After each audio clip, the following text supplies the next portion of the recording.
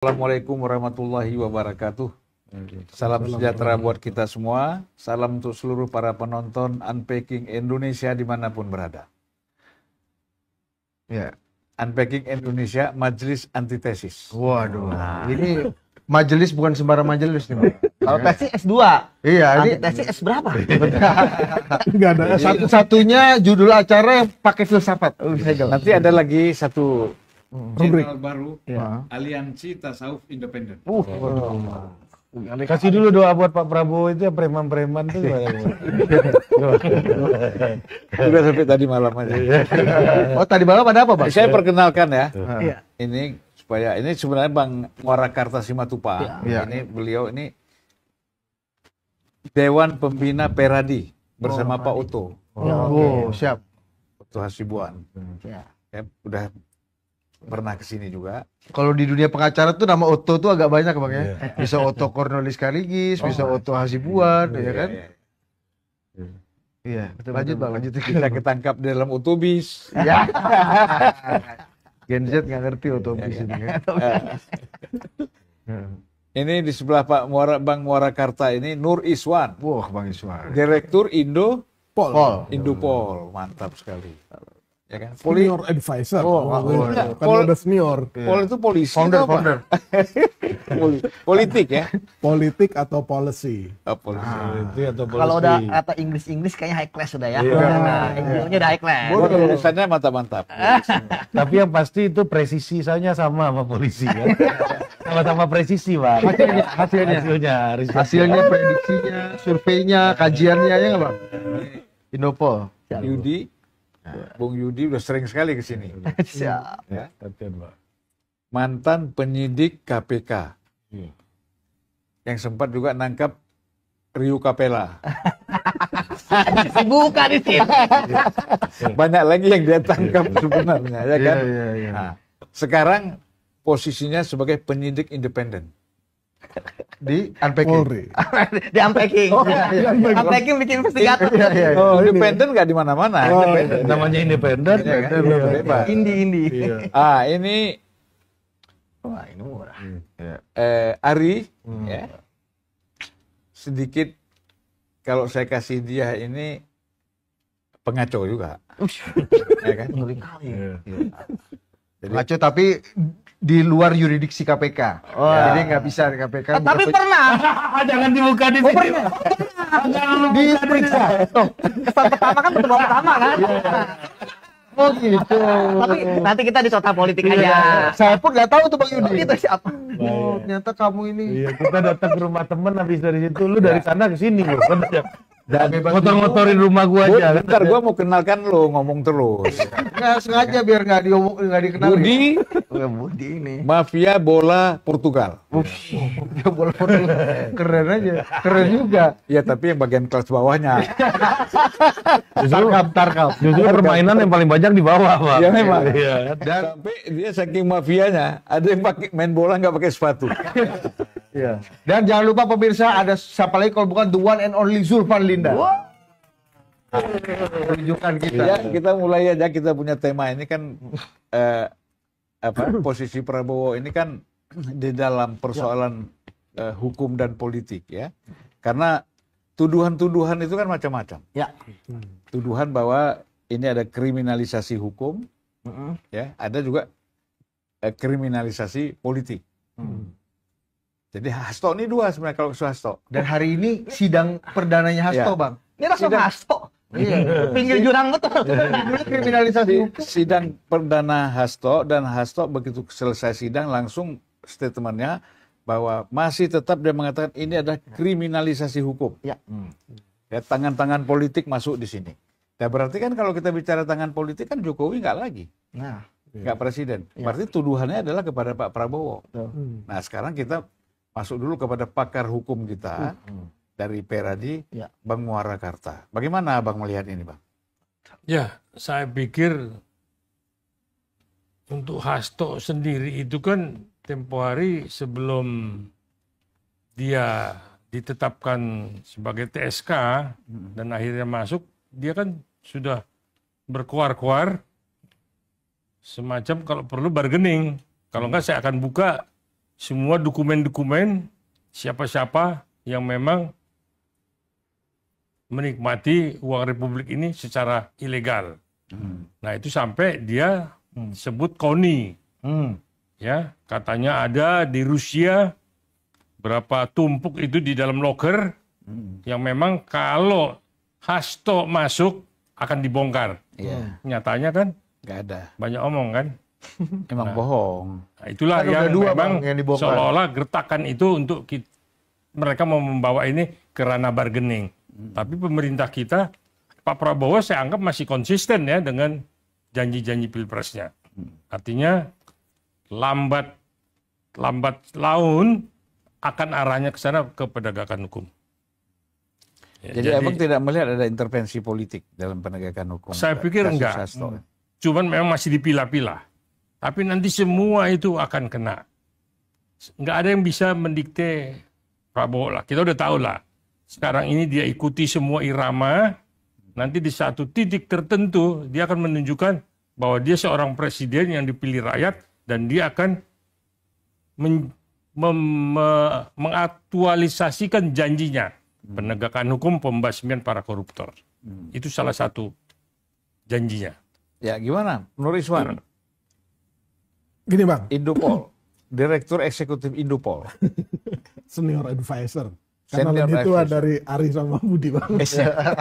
Presisi lah. Jadi gini Bang, kebetulan saya tuh lagi nyiapin buku. Judulnya itu The Prabowo's Way. Ngeri. Kita umumkan lu di Prabowo Anteking apa? supaya The Prabowo's Way. Ah. Jadi Jalan Prabowo.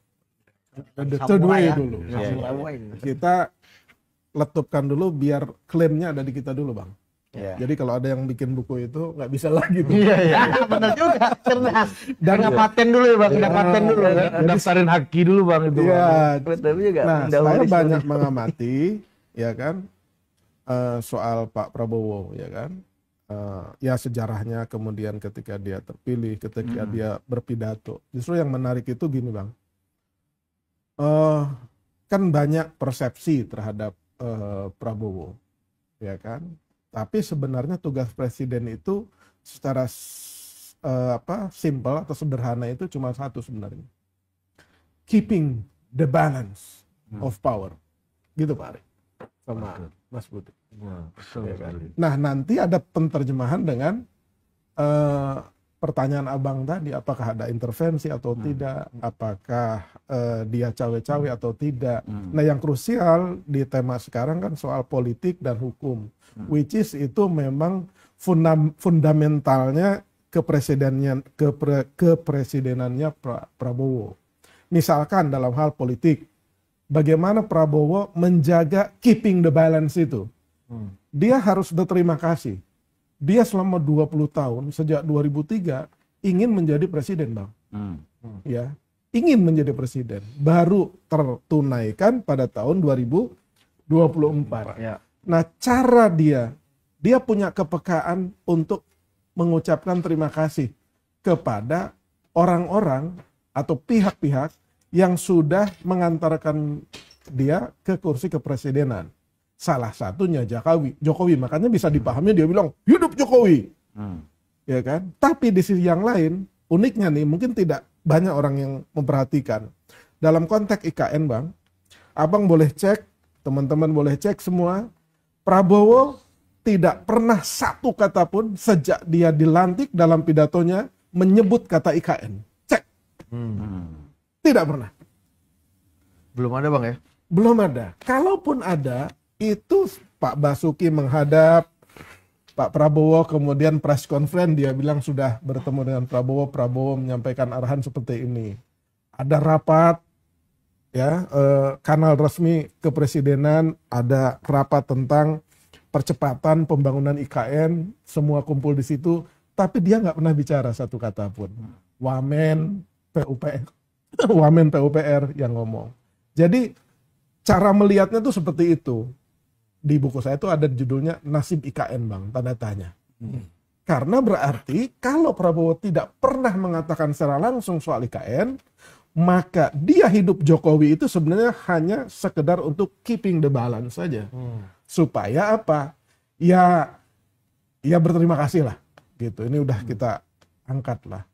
Walaupun sudah purna ya kita angkat, kita orangkan lah. Itu yang pertama. Yang kedua, kepekaan dia terhadap para pendukungnya dengan membentuk kabinet yang diledekin kabinet gemuk nih gitu kan. Nah, itu cara dia berusaha untuk berterima kasih kepada seluruh orang yang terlibat dalam kemenangan dia. Akomodatif lah. Akomodatif. Itu keeping the balance juga.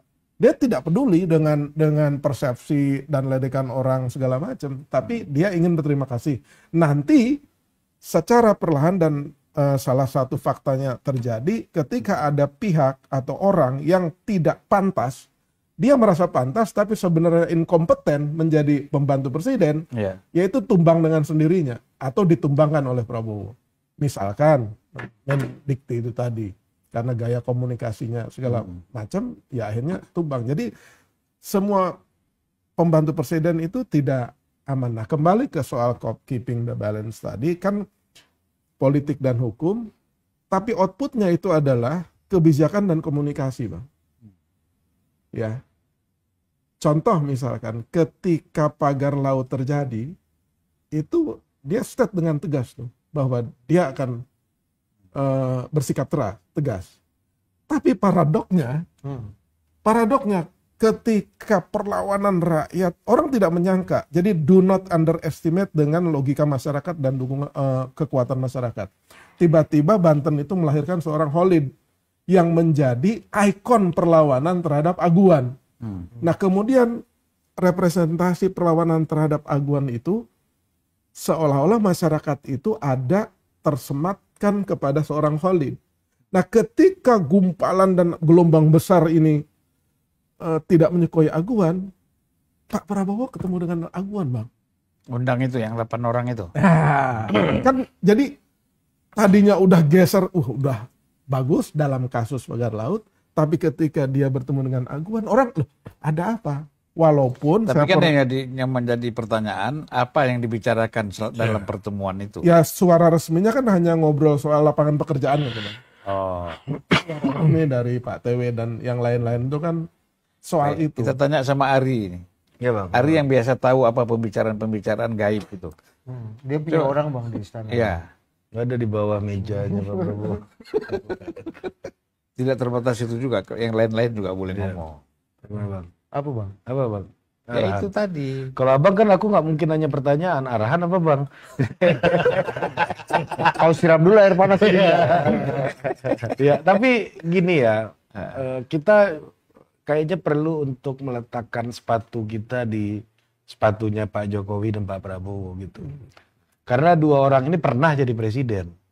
Bang Zulfan belum pernah jadi presiden. Kawan presiden. Iya kan?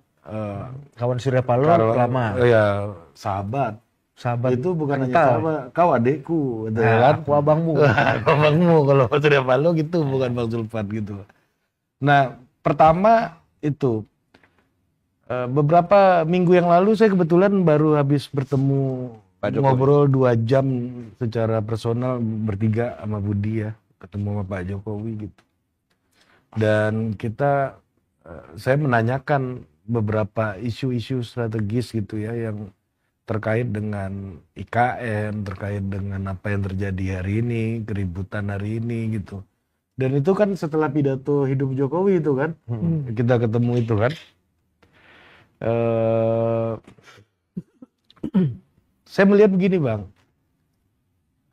ada hal yang mungkin kita ini bisa ucapkan, tapi maknanya mungkin nggak benar-benar kita dalami gitu. Maknanya nggak benar-benar kita dalami gitu. Misalnya kayak saya sama Budi mendengar kata wewenang gitu, misalnya akan berbeda dengan Bang Zulfan yang memaknai kata wewenang, karena Bang Zulfan pernah memegang kekuasaan itu, memegang mandat di parlemen gitu. Jadi kata wewenang itu bagi Bang Zulfan dan bagi saya dan Budi itu maknanya pasti akan sangat berbeda gitu. Bagi saya mungkin itu sebuah rumusan konseptual gitu ya, bagaimana kekuasaan digunakan. Tapi bagi Bang Zulfan udah ada value-nya gitu. ada soal keberpihakan kepada kelompok tertentu, keberpihakan kepada kekuatan politik tertentu, dan itu real gitu ya. Nah, dalam hubungan Pak Jokowi dan Pak Prabowo, saya melihat pertama, dua orang ini sama-sama pernah jadi presiden nih. Pak Prabowo baru jadi presiden, masih baru jadi presiden gitu. Ya, situ. Senior. Senior kan? Ya. Mana mau saya senior di pinggir dia nggak bisa. Kalau Pak Jokowi pernah 10 tahun jadi presiden gitu. Dan Pak Jokowi itu tahu betul rasanya nggak enak diintervensi. Maka agak berat juga bagi Pak Jokowi tentunya mengintervensi Pak Prabowo gitu. Ya sekarang presidensinya Pak Prabowo, ya Pak Prabowo lah yang harus buktikan apakah IKN dilanjutkan atau enggak, ya itu urusan Pak Prabowo kan gitu. Nah karena seorang presiden itu punya pemaknaan soal kata intervensi itu mungkin beda dengan kita. Iya kan? Cawe-cawe itu maknanya beda tuh antara Pak Jokowi. Cawe-cawenya SBY beda juga ya kan? Iya beda lagi gitu. Karena mereka pernah duduk di posisi itu. Gimana rasanya ada orang yang di publik memperlihatkan kekuasaan lebih besar daripada seorang presiden? Itu hal yang tidak menyenangkan gitu bagi seorang presiden ternyata. Jadi mungkin Pak Jokowi ke Bu Mega, mungkin Pak Jokowi kelihatan senyum-senyum, tapi di belakang kita nggak tahu kan. Saya nggak bilang Pak Jokowi marah gitu ya, tapi ada entitas lain yang berusaha untuk menunjukkan dirinya lebih besar daripada seorang presiden. Ternyata itu nggak menyenangkan bagi seorang presiden gitu. Nah itu Pak Jokowi paham itu. Dan sekarang Pak Prabowo juga paham itu, kan saya presiden ya. Ya soal IKN, soal lain-lainnya pasti Pak Prabowo punya gaya sendiri dan Pak Jokowi saya yakin akan menerima itu juga. Apapun keputusan Pak Prabowo, karena setirnya udah di Pak Prabowo sekarang gitu. Misalnya soal dalam hal ini. Yang kedua soal intervensi hukum juga sama. Saya melihatnya juga soal hukum, banyak orang yang masih mengarahkan pelurunya kepada Pak Jokowi, itu agak sulit juga melihat itu sebagai punya alasan yang kuat gitu. Karena apa? Karena ya presidennya Pak Prabowo. Ketika Pak Jokowi jadi presiden, Pak Jokowi juga nggak senang kalau ada yang intervensi hukum di masa pemerintahan dia kan gitu. Pasti hal itu juga tidak mau diulangi ke Pak Prabowo gitu. Nah ini yang saya tangkap. Itu gitu. namanya berpikir secara tertib. Tertib, ya kan? Enggak, makanya politik banyak yang makanya saya kasih disclaimer dulu di awal tadi. Level orang kalau udah sampai di presiden itu agak beda memaknai kata intervensi itu gitu. Mungkin kalau seperti ini, Ri. Mungkin kalau kita mungkin improvisasi lebih banyak kan gitu. Gitu loh maksud saya. Seperti saya ngomong tasawuf dengan Ari ngomong tasawuf tuh beda. Maknanya beda. Abang udah ngejalanin kalau aku baru mau mulai. Iya kan? Kan kalau Bang Ade udah doktor, kita baru mulai kata bab 1 skripsi, Bang kan. Ya, beda maknanya soal ujian proposal dulu Bos ya kan. Proposal dulu. Makom udah beda gitu. Nah itu yang saya amati gitu terutama dari apa yang terjadi belakangan ini, orang masih punya kalau saya melihat apa yang diarahkan ke Pak Jokowi hari ini itu maknanya murni kepentingan orang untuk menggunakan nama Jokowi untuk mengangkat posisi politiknya. Iya kan? Ya apa yang dia ingin pisahnya Prabowo dan Jokowi atau banyak kepentingan lainnya gitu ya. Pada faktanya sekarang ya Pak Jokowi saya yakin tidak akan terlalu jauh dalam urusan pemerintahan kalau nggak diminta oleh Pak Prabowo gitu ya. Kalau nggak diminta Pak Prabowo gitu nggak akan terlalu jauh dalam urusan pemerintahan, karena waktu dia jadi presiden dia nggak mau juga ada orang yang terlalu jauh juga dulu mencampuri urusannya gitu. Ternyata bagi seorang presiden ada entitas yang lebih besar daripada dirinya di mata publik, itu hal yang problem. Kalau kita ini Bang, aku dimarah-marahin Abang misalnya depan umum, video saya viral gitu. Paling yang nanya Budi, lu ngapain lu sama Bang Julvan, hehehe gitu aja kan. Tapi kalau presiden ada entitas lain yang lebih besar dari dirinya. Yang nanya Lee Hsien Loong, Bang. Yang nanya Sultan Brunei. Kenapa Pak Presiden? Bapak nggak sekuat itu di sana ternyata gitu. Kan begitu. Ya. Ini kan soal harga harga dari harga diri bangsa gitu akhirnya. Nah, ini yang agak berbeda gitu melihat hal ini, termasuk juga dalam soal intervensi. Itu yang nggak dipahami oleh Ibu Mega ya kan? Iya, itu abang yang ngomong. yang tadi kan yang kurang menghargai presiden kan Bu Mega. Iya kan, makanya Bang Ade konsisten menolak petugas partai, Bang kan? Iya. Masuk ke Bung Ade sekarang. Iya. Nah, singkat Bang sedikit sebelum ke Bang Ade. Panjang juga nggak apa-apa. Iya. Yang penting juga menurutku adalah Free roll. apapun yang terjadi hari ini, kita harus lihat ini baru 150 hari. Ini waktu masih panjang. Ya. Jangan seolah-olah besok Pak Prabowo ini mau habis. Iya kan, masih perlu kita kasih kritik, perlu kita kasih masukan dalam rangka mengisi sisa dari 150 hari ini. Jadi konteks inilah yang perlu kita dudukkan gitu, biar kita lebih adil melihat persoalan. Jangan kita meletakkan 150 hari ini seolah-olah di 151 pemerintah Pak Prabowo udah selesai. Tapi sampaikanlah pikiran kita, Itu gagasan hanya kita. ada di dalam agama. Apa Bang? Sembayanglah kalian seolah-olah engkau mati besok. Iya, tapi berusahalah Iya. dalam masalah keduniaan seolah-olah akan hidup selamanya. Kan gitu, Bang. Ya kan ini kan masalahan keduniaan nih, ya kan? Dia paham juga, Bang. Paham juga loh sebagai Sering Sumatera Barat. ngobrol sama aku. Iya. Oh, gitu. Udah belajar. Ya, kita. Nah, kira-kira gitu. Jadi kita apapun yang kita sampaikan itu dalam rangka to improve setelah 150 hari ini seperti apa. Ini belum selesai gitu. Nah, ini yang jadi poin saya. Silakan Bang Ade lanjut. Ya, Bung Ade. Ya saya kan baru datang ini. Ya, kalau tema kita kan sebenarnya tema besarnya ini persoalan posisi Presiden Prabowo kan sudah saya kirim tuh antara persoalan hukum dan politik kan. Nah, tapi kan kita mengerucut lagi nih, ya kan?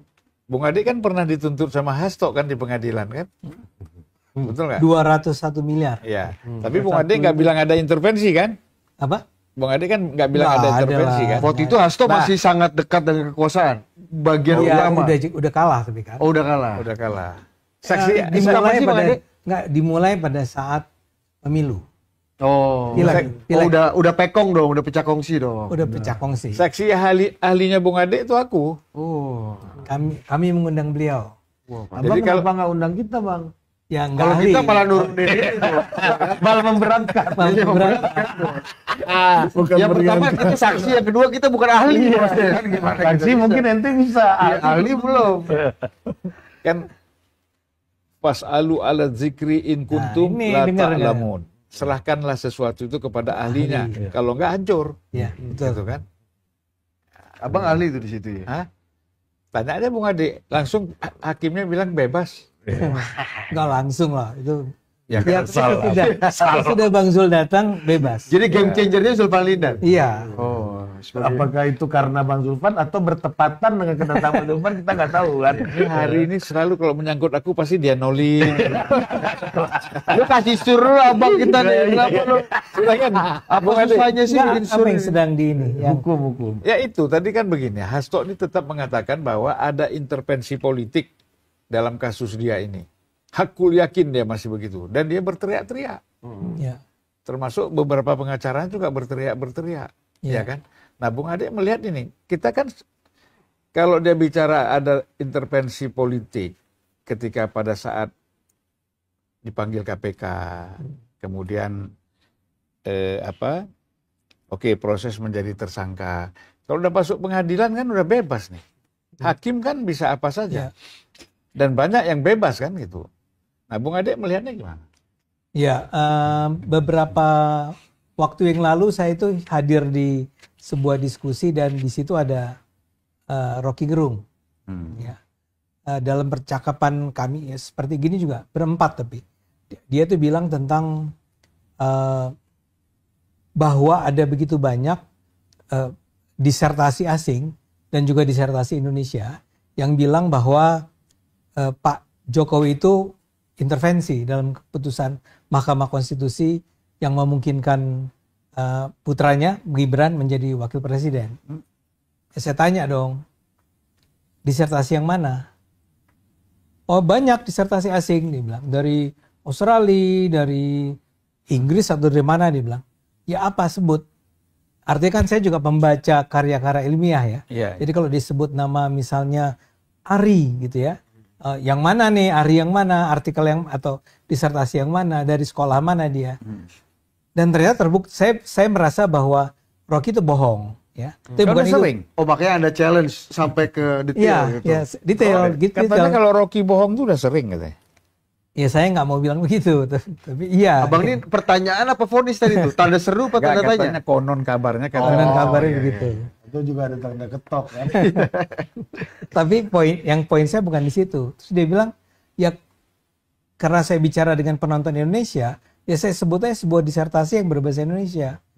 Yang mengatakan bahwa Jokowi intervensi di dalam keputusan Mahkamah Konstitusi. Ya apa?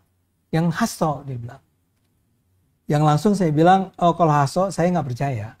Dia bukan intelektual, dia nggak bisa dipercaya. Nah, jawaban itu saya mau pakai sama Anda sekarang. Ya silakan. Kalau Hasto yang ngomong, nggak usah dipercaya. Oh. Apapun yang dia bilang itu, ya 50-50 lah. Ya. Sebagian barangkali dia benar bicara, tapi sebagian lagi memang dia itu mengarang bebas saja. Dia ingin membangun suasana yang dramatis misalnya. Makanya dia pakai menangis. Saya bahkan nggak percaya dia itu nangis tuh nangis natural. Kan berulang kali dia muncul. Bang, Ya. kira-kira Bang, kalau model Abang sebagai pakar komunikasi nih ya, komunikasi macam Hasto ini kira-kira pesan ini disampaikan untuk siapa kira-kira yang utama? Pesan-pesannya Hasto ini, Ya, termasuk dia menulis disertasi itu untuk siapa? oh belum. Gini, kalau disertasi harus dilepas. Iya. Karena itu sebuah proses yang agak panjang. Kan bukan intelektual. Bukan Disertasi intelektual, adalah Abang. karya Oh, intelektual. iya. Kan Abang Artinya bilang kalau tadi. bukan intelektual ini Iya, karya kan? politik atau karya propaganda Iya, misalnya. iya. Propaganda. Ya itu ditujukan ke siapa? Iya. Untuk menyenangkan siapa? Primary usernya siapa sih ini dari Nah, narasi-narasi Anda dia harus nih? ingat, Hasto itu punya 2 disertasi loh. Iya. Iya. Iya Oh, kan? Abang aja satu pot-potan abang kan? Setengah mati kita bikin Iya, disertasi. iya, kan? iya, iya. Belum pernah bikin disertasi kan? Belum. Kalau skripsi udah. Udah. Ngelihat orang sering. Kalau tesis sudah. Tapi mendampingi orang promosi dokter dia udah 2 kali saya. Ya, Di saya UI. ingat, ya saya ingat. Iya. Jadi Anda tahu lah Tahu. betapa sulitnya itu. Berat. Tapi kembali ke tadi, menurut saya, Pengujinya dia Bu Mega loh. Jadi itu karya propaganda, bukan karya intelektual. Bang, yang Bentar dulu. disertasi Ini karena saya harus jawab 2 orang. Bang, nih. Bang, disertasi pertama di Unhan, Unhan. pengujinya Bu Mega. Ah. Iya. Oh itu Bu Mega Bu Mega. sebagai penguji. Bukan apa promotor apa-apanya gitu, ada Oh. pidato Bu Mega lah gitu. Oke. Yang kedua di UI Kampus Abang. Iya iya. Ya kan? Di itu di sekolah yang sekarang di Pak Bahlil ini kan. Bahlil itu. Iya kan? Nah, ini disertasi kedua disiarkan secara live di Kompas TV lewat YouTube. Hari ini juga sidangnya Pak Hasto juga disiarkan. Oh, kalau ini emang tipikor, Bos. Oh iya ya. Es kopi sianida aja berhari-hari kan. Betul. Lanjut, Bang. Oke. Jadi tadi nanya apa Anda? Jadi oh iya, pesan iya. ini? Oke. Sama ini intinya. Iya. Sama. Iya, iya. Dan itu bukan karya intelektual, itu karya propaganda. Ya, Apa saya nggak tujuan tahu karena propagandanya? yang satu itu tentang ini kan yang sejarah kan, Iya, geopolitik Bung Karno. geopolitik Bung Karno. Yang bahkan apa lah gue disertasi. ya dia ada temuannya yang menarik sekali, saya lupa tuh. Bahwa Bung Karno lah yang menemukan apa gitu ya. Anyway, Menarik aja Bang lupa. iya. Nah, saya mau bilang gini, kalau yang Bung Karno itu bisa jadi adalah sebuah, ya mungkin nggak intelektual yang sesungguhnya, cuma niatan dia tuh niatan ketertarikan intelektual dia lah. Dia punya dong kapasitas intelektual di kepalanya ya. Ya, sebagian di antara segala macam itu. Jadi kalau dia waktu itu sebetulnya niatannya benar-benar mau membuktikan kebesaran Bung Karno, ya mungkin iya. Mengkonservasi nilai-nilai Bung Karno ya. Bung Karno. Tapi kalau untuk siapanya, mungkin untuk Bu Mega kan. Antara lain. Kenapa? Jadi Bukan untuk publik. Kenapa untuk Bu Mega? Bukan Enggak, kenapa bukan publik juga nggak ada yang tahu. kenapa bukan untuk pengetahuan gitu. Iya. Eureka gitu kan. Ya, mungkin juga sih. Cuma saya harus fair nih mengatakan bahwa mengingat hubungan dia yang sangat erat dengan Bu Mega, maka mungkin juga itu dia buat dalam rangka mengatakan pada Bu Mega, saya adalah seseorang yang sesungguhnya mencintai Bung Karno. Lu jadi potong dulu belum kelar-kelar Bang, tapi itu kan biasa bang. Misalnya Ibnu Khaldun dulu menulis Mukadimah untuk Raja Maghribi gitu. Ya. Yang biasa aja bang itu. Saya nggak bilang bahwa itu nggak biasa. Oh, oke. Ya, tapi pertanyaan dia buat siapa Kak? Iya. Ini ada tamu baru ini. Kita lagi ngobrolnya tentang disertasi Hasto jadinya nih. Abang kan pakar disertasi. Ya. Iya. Nah yang kedua adalah disertasi tentang yang politik baru kan? Iya. Yang, ya. Ini yang saya akhirnya mendengarkan Hasto menangis dalam bahasa Inggris bang. Sebelumnya bahasa Arab. 10 watot minal iman. Nah kan kemarin itu because of Madam Megawati struggle for democracy. Nah itu yang kedua ini bang. Humoris politik. Ya. Yang udah jelas. Nah itu yang saya bilang. Apakah nangis dia itu dalam bahasa Inggris? Nangis dalam bahasa Arab? Iya. Itu bukan by design. Saya duga by design. Bukan seseorang yang terharu gitu ya. Wah, kita menangis sekarang. Tapi dalam agama juga dibolehkan nangis by design. Jadi nggak ada yang salah dengan Hasto. Cuman kesimpulan tadi Kita adalah, menganalisis komunikasinya Ya. bang. Ini ya. saya sedang Pakar berpikir. Tadi komunikasi sebetulnya doktor. kita membicarakan ini kenapa ya? Oh, karena pertanyaan Anda, Iya. Hasto itu. Hasto itu adalah seorang yang bermain peran terus-menerus. Tonil ya, tonil ini ya. Tonil dia itu. Dan tapi paling tidak di mata pendukungnya dia itu memang berhasil membangun sebuah image tentang siapa Hasto sesungguhnya di mata mereka. Dan berhasil dalam hal ini. Yang nggak berhasil adalah terhadap kita. Kita ngelihat dia begitu, kita ketawa gitu ya dan bilang cengeng lo gitu ya. Ngapain lu nangis-nangis? Tapi kembali ke pertanyaan Anda supaya jangan lari kemana-mana. Berarti itu menurut Bang Ade sebagai pakar komunikasi nangisnya jelek apa bagus? Jelek. Jelek karena ketahuan. Karena ya? ketahuan. Atau begini Bung Ade. Gimana? Kita ini kan judulnya intervensi hukum dan politik. Tapi kalau kita bicarain Hasto, besar sekali dia. Iya. Emang siapa dia? Ya. Kita bahas disertasinya tadi Pak. Iya. Bung Karno. Tapi nggak apa-apa Pak, itu buat kasus Beli. Karena Beli case-nya kan itu kan. Karena sekarang Lagi ini yang belum menjadi selesai sorotan ngomongnya. Iya, iya. belum. Ya, lanjut. Maksudnya biar kita fokus aja di pemerintahan Prabowo yang sudah berjalan 150 hari ini. Apa yang diintervensi masalah hukumnya, apa yang diintervensi masalah politik. Jadi Saya mau ke sana, cuman karena terlalu banyak sampingan ini, jadi agak Karena kan terganggu. hubungan Bang Ade sama Pak Hasto ini agak paten berarti, Pak. 201 miliar ini Pak. Sejarahnya dalam. Iya, persis seperti yang 201 miliar. Sebagian orang bilang bahwa itu adalah sebuah show juga, sebuah pertunjukan juga yang ternyata malah menguntungkan saya jadinya ya. Tapi kembali ke tadi, saya sebetulnya poin saya ingin mengatakan bahwa jangan percaya apa yang dikatakan Hasto. Ya. Jangan percaya dikatakan bahwa ini ada intervensi terhadap keputusan-keputusan hukum yang ada. Karena buat saya yang terpenting adalah, jadi pertama adalah itu dia hendak membangun image tertentu bahwa we are not supposed to believe dengan proses hukum yang sedang terjadi. Celakanya KPK yang sekarang sedang mengejar dia justru menunjukkan sebuah, oh ini bos, ini kan terlibat dulu kan? Anda ikut penyidikan Enggak. kan? Oh enggak, zamannya itu ya. Oke, tapi ada di KPK. Ada di KPK. Nanti akan bersaksi beliau. Ya. Menunjukkan. Saya melihat bahwa KPK yang sekarang itu adalah KPK yang sedang all out. Ini sudah terlalu lama kami ini dihambat oleh Hasto. Iya. Betul. Sebelumnya masa kegelapan. Sebelum Sebelum kiri itu masa kegelapan, dark age bagi saya. kan ini Kita dengarkan nih Bang, ya kan? di zaman Firly itu dark age, masa kegelapan, Kalau kata Bang Zulfa, Firly itu yang milih ya PDI katanya. dan itu pun PDI. Dan kita harus ingat undang-undang KPK yang mempersulit Anda itu adalah bukan kelakuannya Jokowi. Kan sekarang baru terungkap tuh ya. Kalau yang ini belum tentu setuju itu. Itu belum tentu setuju. Ada dissenting opinion. Tapi sebelum-sebelumnya agak setuju Pak. Iya, ya tadi. Tapi kembali saya tidak boleh gentar oleh Iya. Tangan dari kanan saya. Tapi saya harap Bang Ade merajut persahabatan dulu. Dengan siapa? Mestinya sama gitu. Enemy of my enemy. Bro, kalau orang-orang orang-orang yang percaya pada demokrasi, nggak ada masalah kita beda pendapat. Ya, betul. Nggak akan musuhan kita. Ini kan bukan prinsip Bang, strategi. Iya, strategi. Rangkul dulu gigit, habis itu ilmu monyet Bang. Rangkul gigit. That's not me. Iya. Saya nggak bisa tuh, Pak. Nggak, ini Rangkul dulu baru gigit. ini Enggak. ide. Kalau mau gigit aja dari awal. Ide, saran. Belum Saran. boleh dilakukan, boleh Iya, juga boleh diabaikan. boleh ditampung Bang. Nggak ada ditampung. cerita, tidak akan saya lakukan.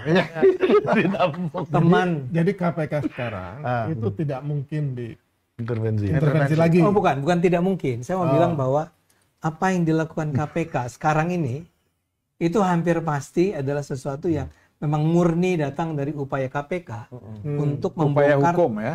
upaya hukum kejahatan Hasto. Setelah 5 tahun dalam masa Bayangkan bro, 5 tahun.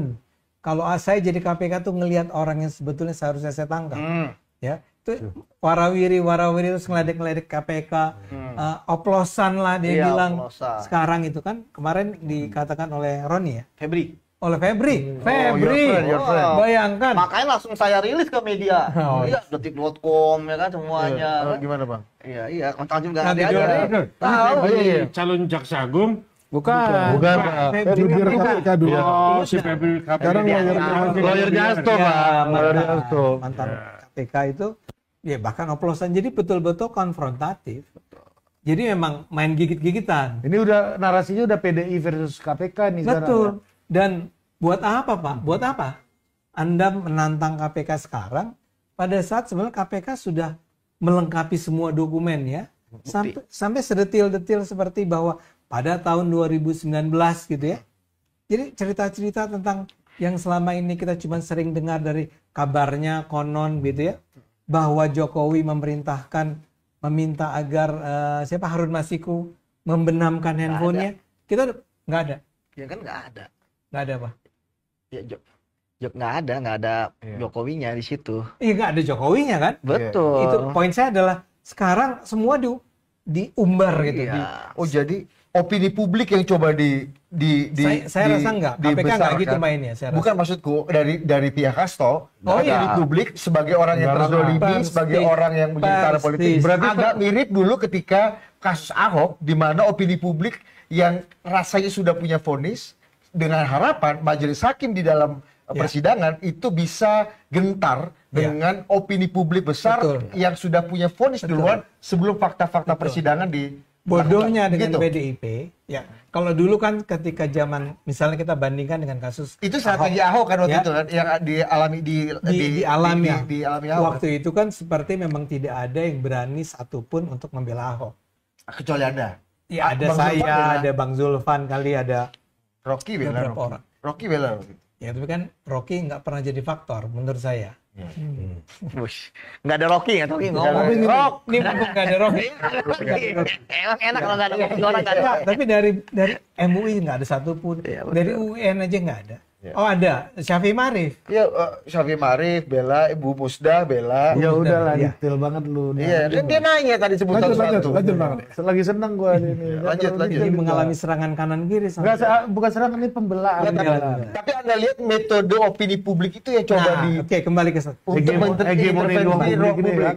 ruang publik Kembali persidangan. ke sana. Makanya Anda kan bilang apa? Propaganda atau saya setuju dengan istilah propaganda. Karena memang propaganda adalah sebuah cara untuk mempengaruhi opini publik Hegemoni ruang publik. agar menerima apa yang ingin saya katakan walaupun saya tahu persis apa yang saya katakan ini misalnya bohong. Nah, saya merasa betul-betul timnya PDIP itu sekarang setelah merasa bahwa kelihatannya nggak mungkin dicegah. Ya, kalau semua berjalan dengan fair, pasti kena. Stop. Pasti kena. Mengingat KPK itu sedemikian kuat bukti-buktinya sekarang ini. Ya, sekarang ini. Dan kenanya itu mestinya dari 2019. Persis. 2020 Bang. 2020. Awal. Ini agak dalam di soal itu Rizwan. Nah, saya mungkin ke ini dulu deh. Tuh, kan langsung Yudi. dibawa ke Belum selesai Bang Ade. Nggak apa, saya rasa lebih menarik. Iya. Saya bukan tersinggung ini. Maksudnya kalau emang nggak apa-apa. Nggak, biar nanti Muadi dapat penjelasan dulu. Iya. Oke. Ya kan? Nah, ini kan selama ini kan di KPK berapa tahun kan Budi kan? Belum. Itu kau nggak bisa bedakan azan. Karena bahasa Arab dikira bukan bahasa. Pokoknya orang-orang bahasa Arab bukan. Skakmat itu, Bos. Skakmat itu. Saya paham pertanyaan Abang. Nah, jadi itu. Jadi selama di KPK ini kan lama. Ya. Baik sebagai penyidik, tapi pasti di ruang lebih besar Ya. dari penyidik KPK secara keseluruhan itu Ya. ada nggak dirasakan intervensi politik itu? Ya nggak ada lah, Bang.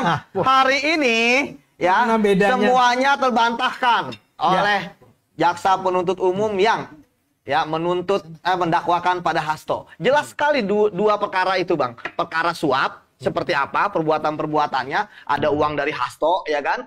Kemudian merintangi penyidikan, bagaimana kemudian akhirnya menyuruh Harun Masiku melarikan diri, merendam handphone gitu ya. Saya bingung, karena kenapa? Ada pertanyaan, benar. Ada pertanyaan. Kenapa sih Mas pada waktu itu dia merendam handphone? Karena waktu itu belum ada teknologi handphone, ya itu direndam, masih bisa nyala. Handphone saya ini direndam masih bisa nyala. Sekarang iPhone 15 tuh udah bisa anti. Dulu makanya kamu pertanyaan kenapa sih Hasto?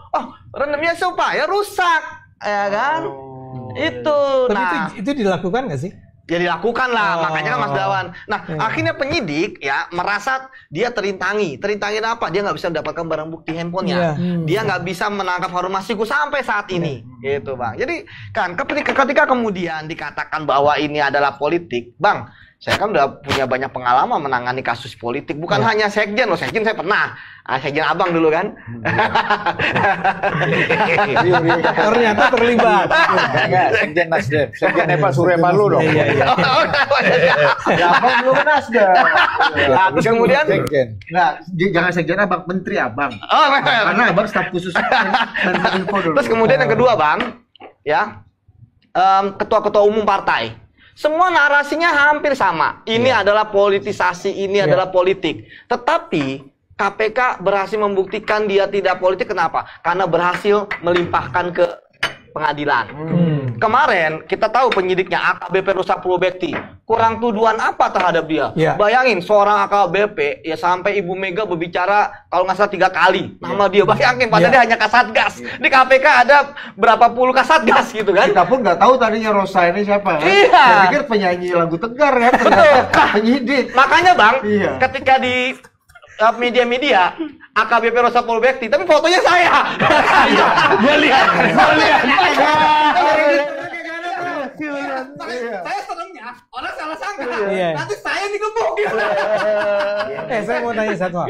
Tadi. Nanti dulu ini penting. Itu bisa sampai ada bukti bahwa Hasto meminta agar Harun Masiku itu merendam tuh dari mana sih? Bang, KPK punya kewenangan melakukan penyadapan. Itu dari penyadapan? Ya, dari penyadapan. Makanya ada juga dari handphone, WA. Kan KPK udah punya bukti yang kuat. Jadi ketika KPK hari ini mengatakan perbuatan Hasto ABCD, itu pasti ada dasarnya, Bang. Apakah keterangan saksi, apakah barang bukti, apakah alat bukti. Dan kemudian ketika KPK melakukan pemeriksaan, ketika dikatakan bahwa ada tekanan dan sebagainya, ada CCTV kok, Bang. Ini contohnya, Bang. Bodoh. Yang ini? Iya, contohnya dia korupsi. Pernah ada di ruang pemeriksaan KPK. Anda tuh korupsi. Kan aku ada CCTV kan ketemu Abang. Bang, dia nggak punya duit terus loh. Biasanya Orang paling miskin yang pernah masuk ruangan itu gua kayaknya. contoh ya, Bang. Kan di situ ada CCTV kan. Iya, gua lagi video-videoin gini ruangannya. Tiba-tiba masuk dia, ngapain lu?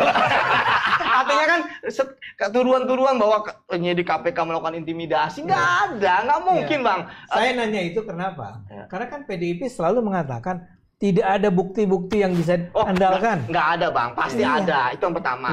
Kemudian yang kedua, tadi kan ketika Abang mengatakan bahwa sebenarnya ini kan sudah di tahun lalu. Ya benar, karena di tahun 2020 bahkan Bang Novel pun juga mengatakan hal yang sama. Penyidiknya yang saat itu ada melakukan penyidikan kemudian disingkirkan lewat TWK kan sudah diperiksa juga oleh KPK. Ya, tinggal pimpinan KPK-nya yang belum diperiksa nih. Firly Bahuri nih. Ya kan? Lagi ditahan kan? Siapa? Firly. Firly sampai saat ini Udah tersangka tapi belum ditahan, ya kan? Itulah menarik. Nah, kembali lagi Bang, bahwa tuduhan-tuduhan bahwa ini intervensi, ini pesanan, bagi saya tuh merupakan hal yang biasa. Ya, tadi saya sepakat dengan Bang Ade ya, bahwa itu kan supaya menggembirakan pendukungnya. Iya. Ya, tapi kalau jadi tuduhan pemerintah dalam konteks ini Prabowo, apalagi Jokowi kan, intervensi nggak mungkin ya? Ya nggak mungkin lah. Gimana cara mengintervensi Bang? Di KPK ya. Saya mau kasih tahu ya Bang, KPK itu orangnya kritis-kritis Bang. Wah pertarungan, nggak bisa pimpinan KPK dari dulu sampai sekarang.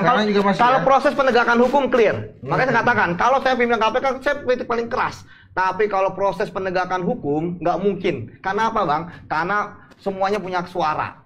Penyelidik, penyidik, penuntut, dan nggak bisa main-main Bang. Contohnya Bang, paling nyata Formula E Bang. Nah, walaupun ada perintah untuk menaikkan misalnya ada perintah untuk menaikkan Bang Anies jadi tersangka, kalau nggak ada buktinya, nggak akan naik. Mau berapa belas kali ekspos, nggak akan naik Bang. Cuma gini Mas Yudi, saya pengen tanya gini. Ya. Ngomong-ngomong, Bang Iswan izin.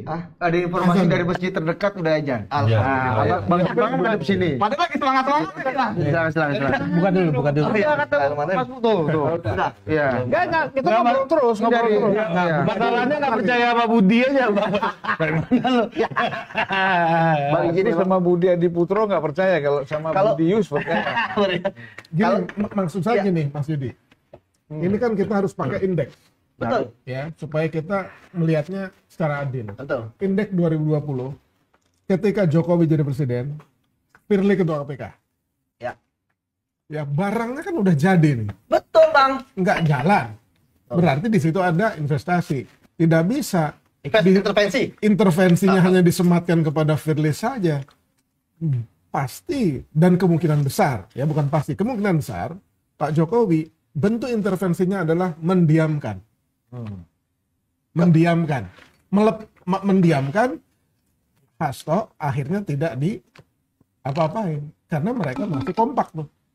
Masih berkawan kan? PDIP-nya dengan Jokowi Serba salah juga Bang. Tapi ya kan. Tapi ini saya punya karena saya meyakini gini, prinsip saya itu tidak ada seorang pun maha benar. Tidak ada satupun institusi yang juga maha benar. Sorry Pak. Sorry. Ya, gini. Argumennya gimana?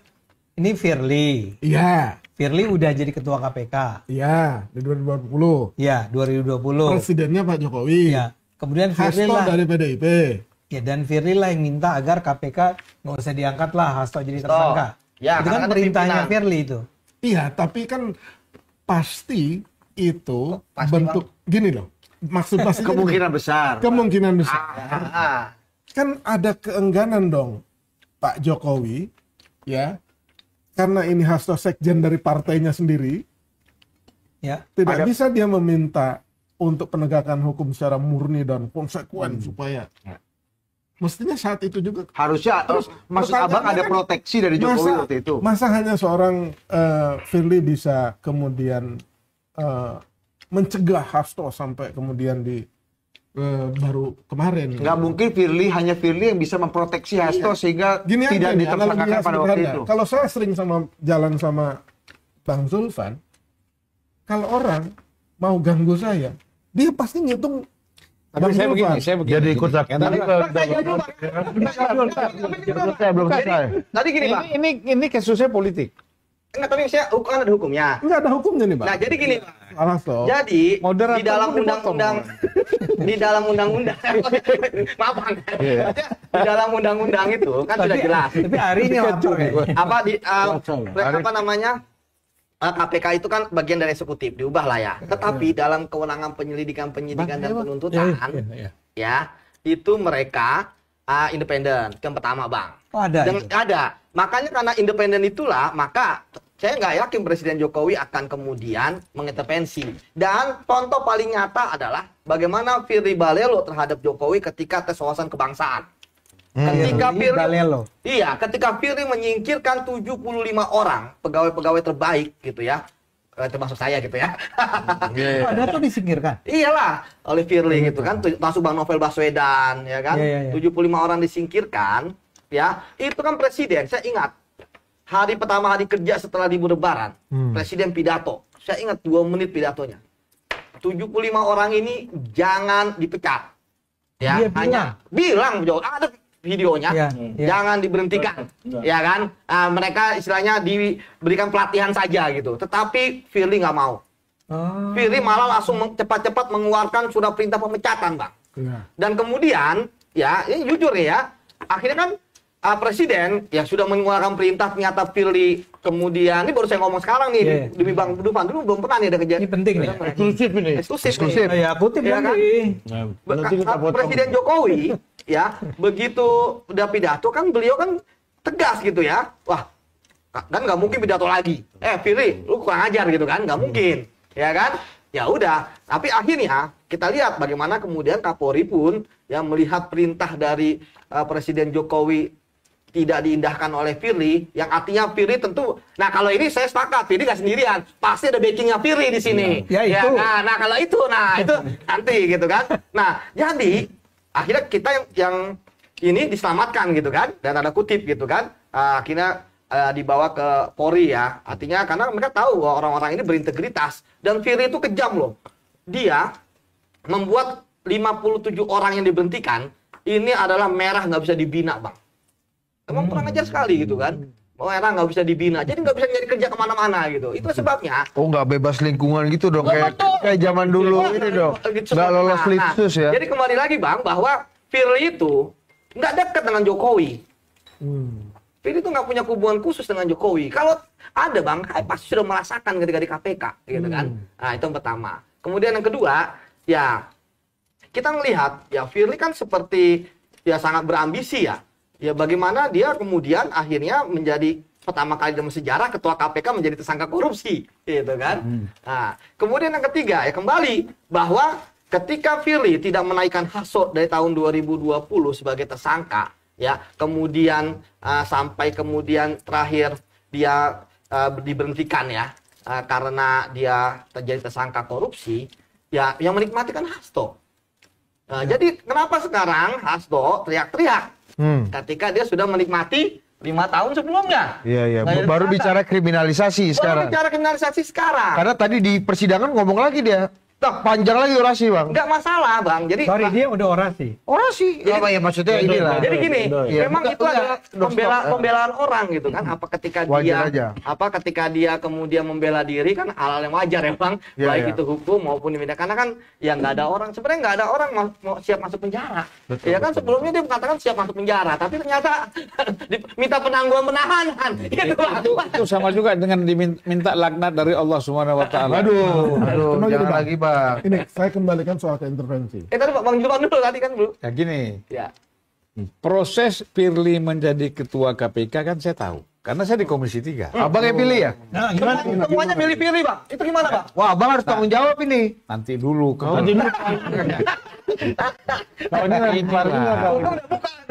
Ini menentang hilirisasi.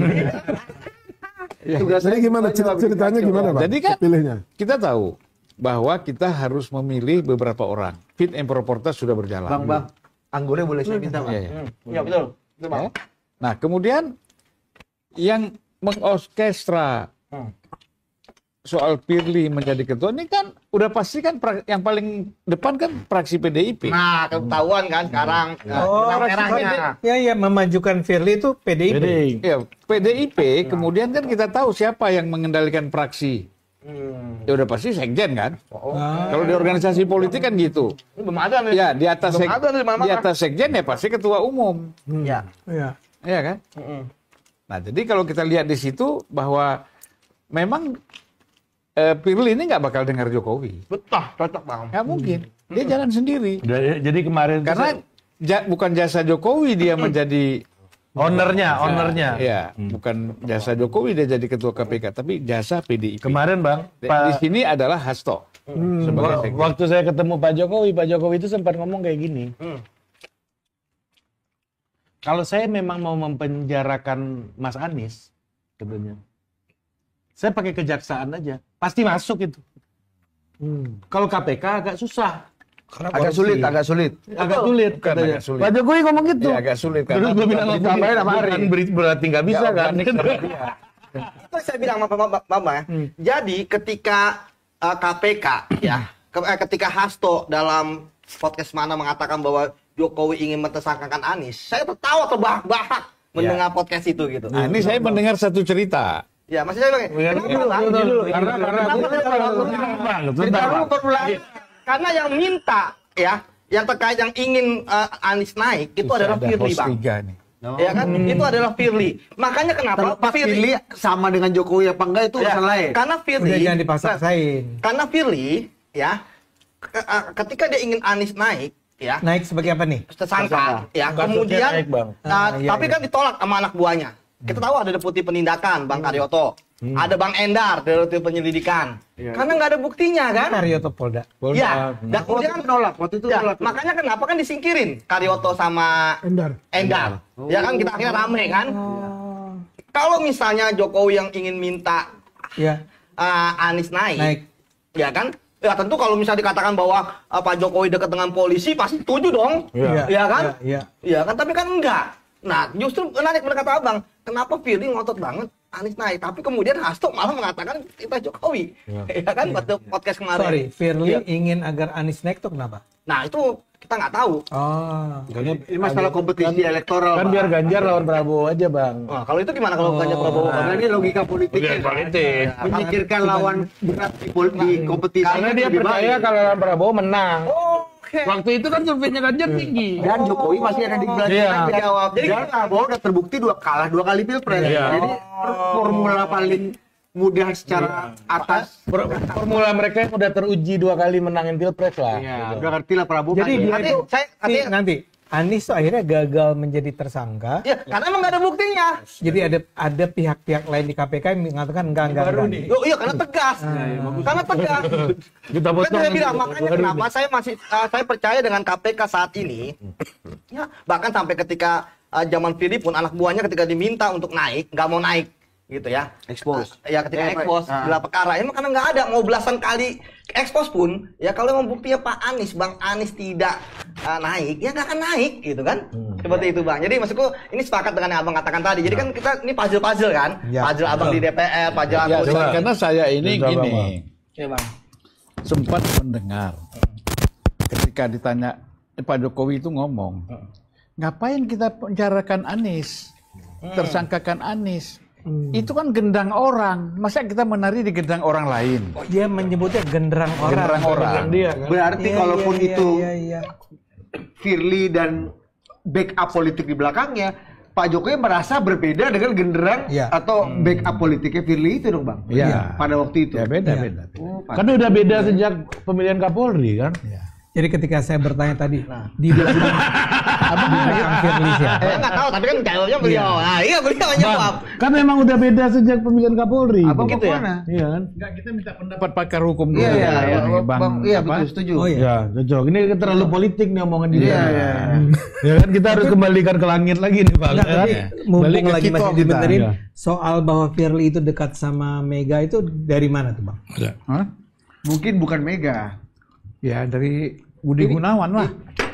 Ini live nih. Iya, live ini, Bang. Ya memang. Ada baru lagi. Loh kan yang Polri kan Pak Budi Gunawan. Ini yang saya bilang tadi pecah kongsinya sejak pemilihan Kapolri. Oh gitu ya. Iya. Pemilihan Tapi Kapolri kan yang apakah dulu ya. dalam proses itu Budi Gunawan terlibat, kita kan nggak tahu. Iya. Kalau ditanya proses kenalnya ya pasti dari mana? Ini bicara proximity ya. Iya. Bicara jalur nih. Silakan. Ahli hukum dulu, ahli hukum Bang. Ya Bang, Abang. Gimana melihatnya Bang? Abang kan melihat dari lebih luas lagi nih Bang soal intervensi politik ini. Abang kan pengalaman. Nah, Abang pengacara memang ada intervensi, nangani kasus atau apa. kalau buat orang awam nih Bang, cara beda ini gimana? Kasus saya yang pikir intervensi sih, politik sama yang Di bukan. tempat-tempat tertentu intervensi itu selalu ada ya. Apalagi di pengadilan ya. Kalau udah bicara pasal berarti udah ada nominal ya. Tapi kalau di dalam pemerintahan Prabowo sekarang ini saya pikir belum kelihatan kalau Prabowo itu diintervensi. Kalaupun dia bilang hidup Jokowi itu hanya bahasa-bahasa menyenangkan, nah iyalah. Nggak ada beban dia. Kalau dia sudah mengucapkan itu harus mengikuti kemauannya Jokowi. Nggak ada itu. Nah ini dia berjalan itu semua mulai satu persatu dibersihkan. Saya pikir itu memang janji ketika dia kampanye dulu.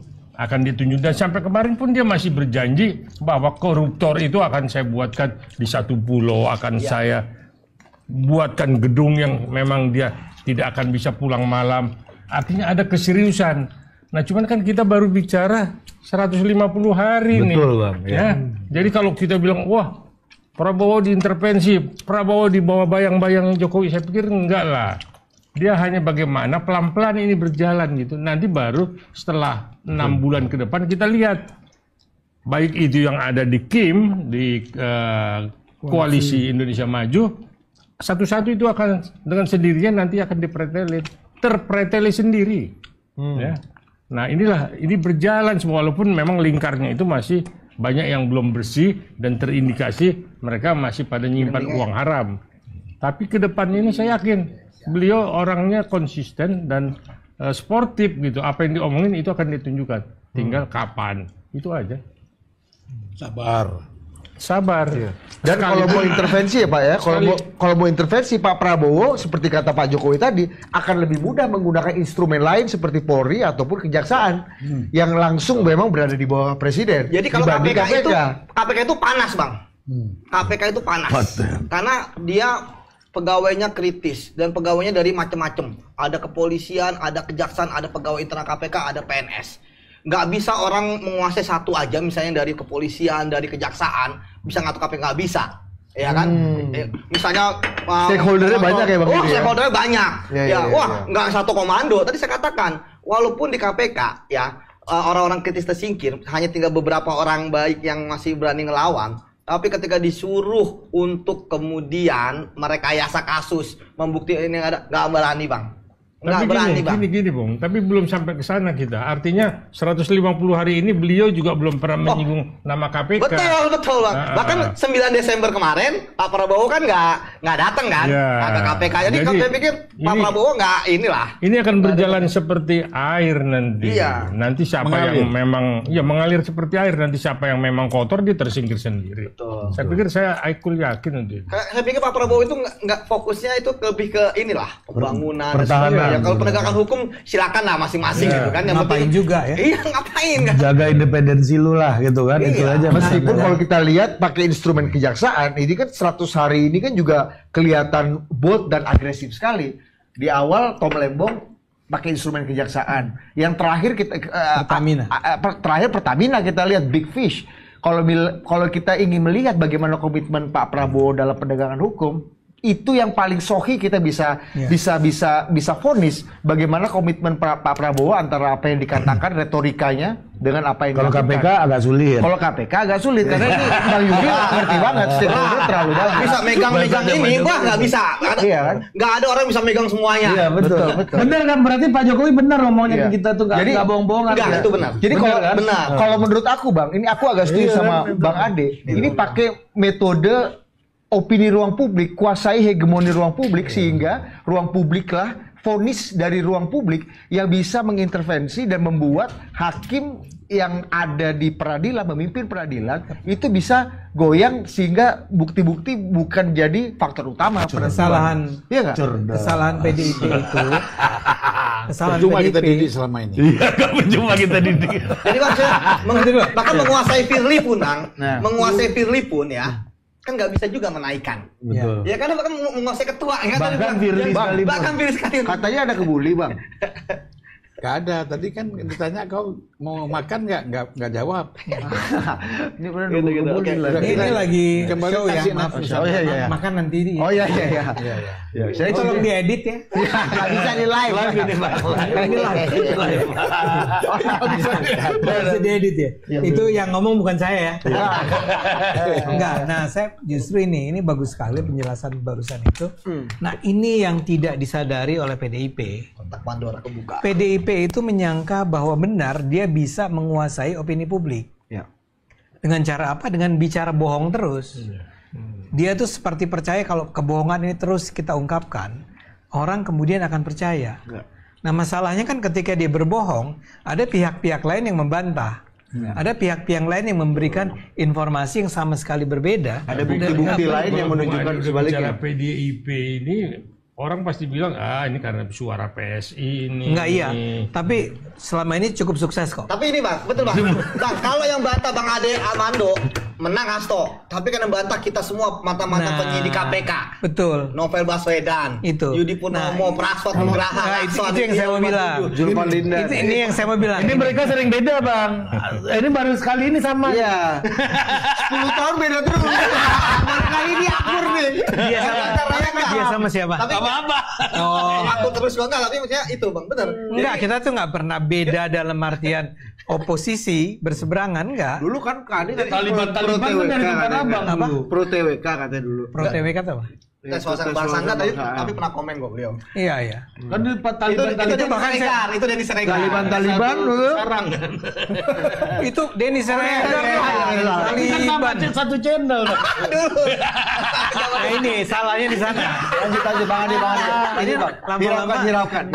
Bercanda, Bang. abaikan kan? Abaikan. Fokus. Nah kembali ke tadi. Opini publik. Kalau opini publik. Betul. Yang bersuara itu kan banyak. Iya, betul kan. Apalagi ketika sekarang sudah sampai ke tahap pengadilan. Iya benar. Ketakutan PDIP itu adalah kenapa pengadilan jangan sampai terjadi. Karena kalau pengadilan sudah terjadi, maka kesaksian-kesaksian ini akan muncul di sana. Dan nggak bisa dibantah sebagai sekedar omongan-omongan, omon-omon gitu. Kesaksian yang bertolak belakang dengan saksi yang udah diperiksa oleh KPK. Iya, kan nanti yang akan bertolak bicara belakang dengan omongan Hasto. Dan bahkan saya membayangkan, nih correct me if I'm wrong ya, itu akan kemudian membawa nama-nama lain karena saya yakin proses keberhasilan menyelamatkan Harun Masiku selama 5 tahun dan menyelamatkan Hasto selama 5 tahun itu pasti membawa nama aktor-aktor lain. Nah bayangkan kalau di pengadilan sampai mulai disebut nih, iya saya memang tahu bahwa si ini datang kemana, kayak tadi cerita-cerita tadi kan, ya. Karena dibuka di pengadilan ya. Akan dibuka di pengadilan. Dan PDIP nggak bisa bilang, oh itu Ade Armando yang ngomong. Enggak, yang ngomong orang-orang KPK. Itu yang paling bagus kan di pra-peradilan kemarin. Untuk pertama kalinya tim hukumnya KPK kan datang dan ngomong secara persis. Secara sangat detail. Pra-peradilan Hasto. Pra-peradilan Hasto kemarin. Kan datang tuh. Persis Yang bahkan yang pakai jilbab itu nggak disebut namanya tuh. Cuma disebut tim hukum. Ini orang ini siapa namanya kita nggak tahu. Tapi canggih. Bukan canggihnya, detail. Artinya kan canggih itu bukan secara intelektual dia jago gitu enggak. Jangan abang terjebak di sini. Oh gitu ya. Kalau ini Bang Ade, kalau saya ngelihatnya kasus Hasto ini ya sudah menjadi satu realitas bahwa ini tidak bisa dibendung dan pasti dilepas oleh Prabowo, udah nggak bisa gitu. Jadi semua tidak punya lagi, bahkan pihak yang ingin sekali membela Hasto supaya bebas itu juga tidak kuasa lagi untuk menolongnya, membentenginya, ya kan? Jadi menurut saya sih Hasto tinggal membuktikan kalau memang dia tidak bersalah ya buktikan saja di pengadilan. Sudah tidak ada lagi dalam tanda petik tidak ada lagi gunanya untuk membawa narasi ini ke arah politik dan lain sebagainya. Bang Iswan, aku mau nanya, sampai kapan Bu Mega percaya bahwa apa yang dilakukan Hasto selama ini memang adalah kejahatan korupsi, kejahatan pidana korupsi, bukan politisasi? Bu Mega udah putus asa, udah nggak ngomong lagi, sabuduk deh. Setiap elit politik itu selalu mengatakan bahwa kita menghormati, menghormati proses hukum. Kecuali ini. Ini kan enggak. Nah, jadi gini, hati-hati. Ini enggak loh, Bang. Mau itu Bu Mega, mau itu Pak Jokowi, mau itu Pak Prabowo, itu nanti diuji oleh pernyataan mereka sendiri ketika kasus ini menimpa dirinya atau menimpa orang-orang dekatnya. Misalkan gini, sekarang presidennya Prabowo. Apakah Prabowo konsisten dengan ucapannya untuk soal pemberantasan korupsi? Kalau misalkan ada 1 dari 4 penjuru utamanya nih, kita nyebutnya tuh kayak media tuh 4 penjuru utama atau ada 4 don di sekitar itu yang konon sangat menjadi confidante. Misalkan ini kena 1 aja. 1 misalkan. Nah, kalau misalkan itu kemudian Pak Prabowo tetap tidak mengintervensi, dan itu bergulir, kasus hukumnya, bahkan bukan orangnya yang penjuru utamanya, tapi mungkin orang dekatnya. Ya kan? Misalkan contoh kasus CSR Bank Indonesia. Yang salah satu diantaranya adalah kader Gerindra misalnya. Siapa bang? Ya kan? Atau kader, ya tinggal dicari aja karena komisi berapa bang yang membidani 11. Ini pertanyaan ini jangan dihiraukan. 11. Tapi dulu waktu Pak Edi Prabowo ditangkap juga nggak ada dan pembelaan yang pengakuan anggota DPR itu Oh, ya di semua anggota DPR komisi tersebut itu mendapatkan CSR itu bang, ya kan? Tapi apakah kemudian itu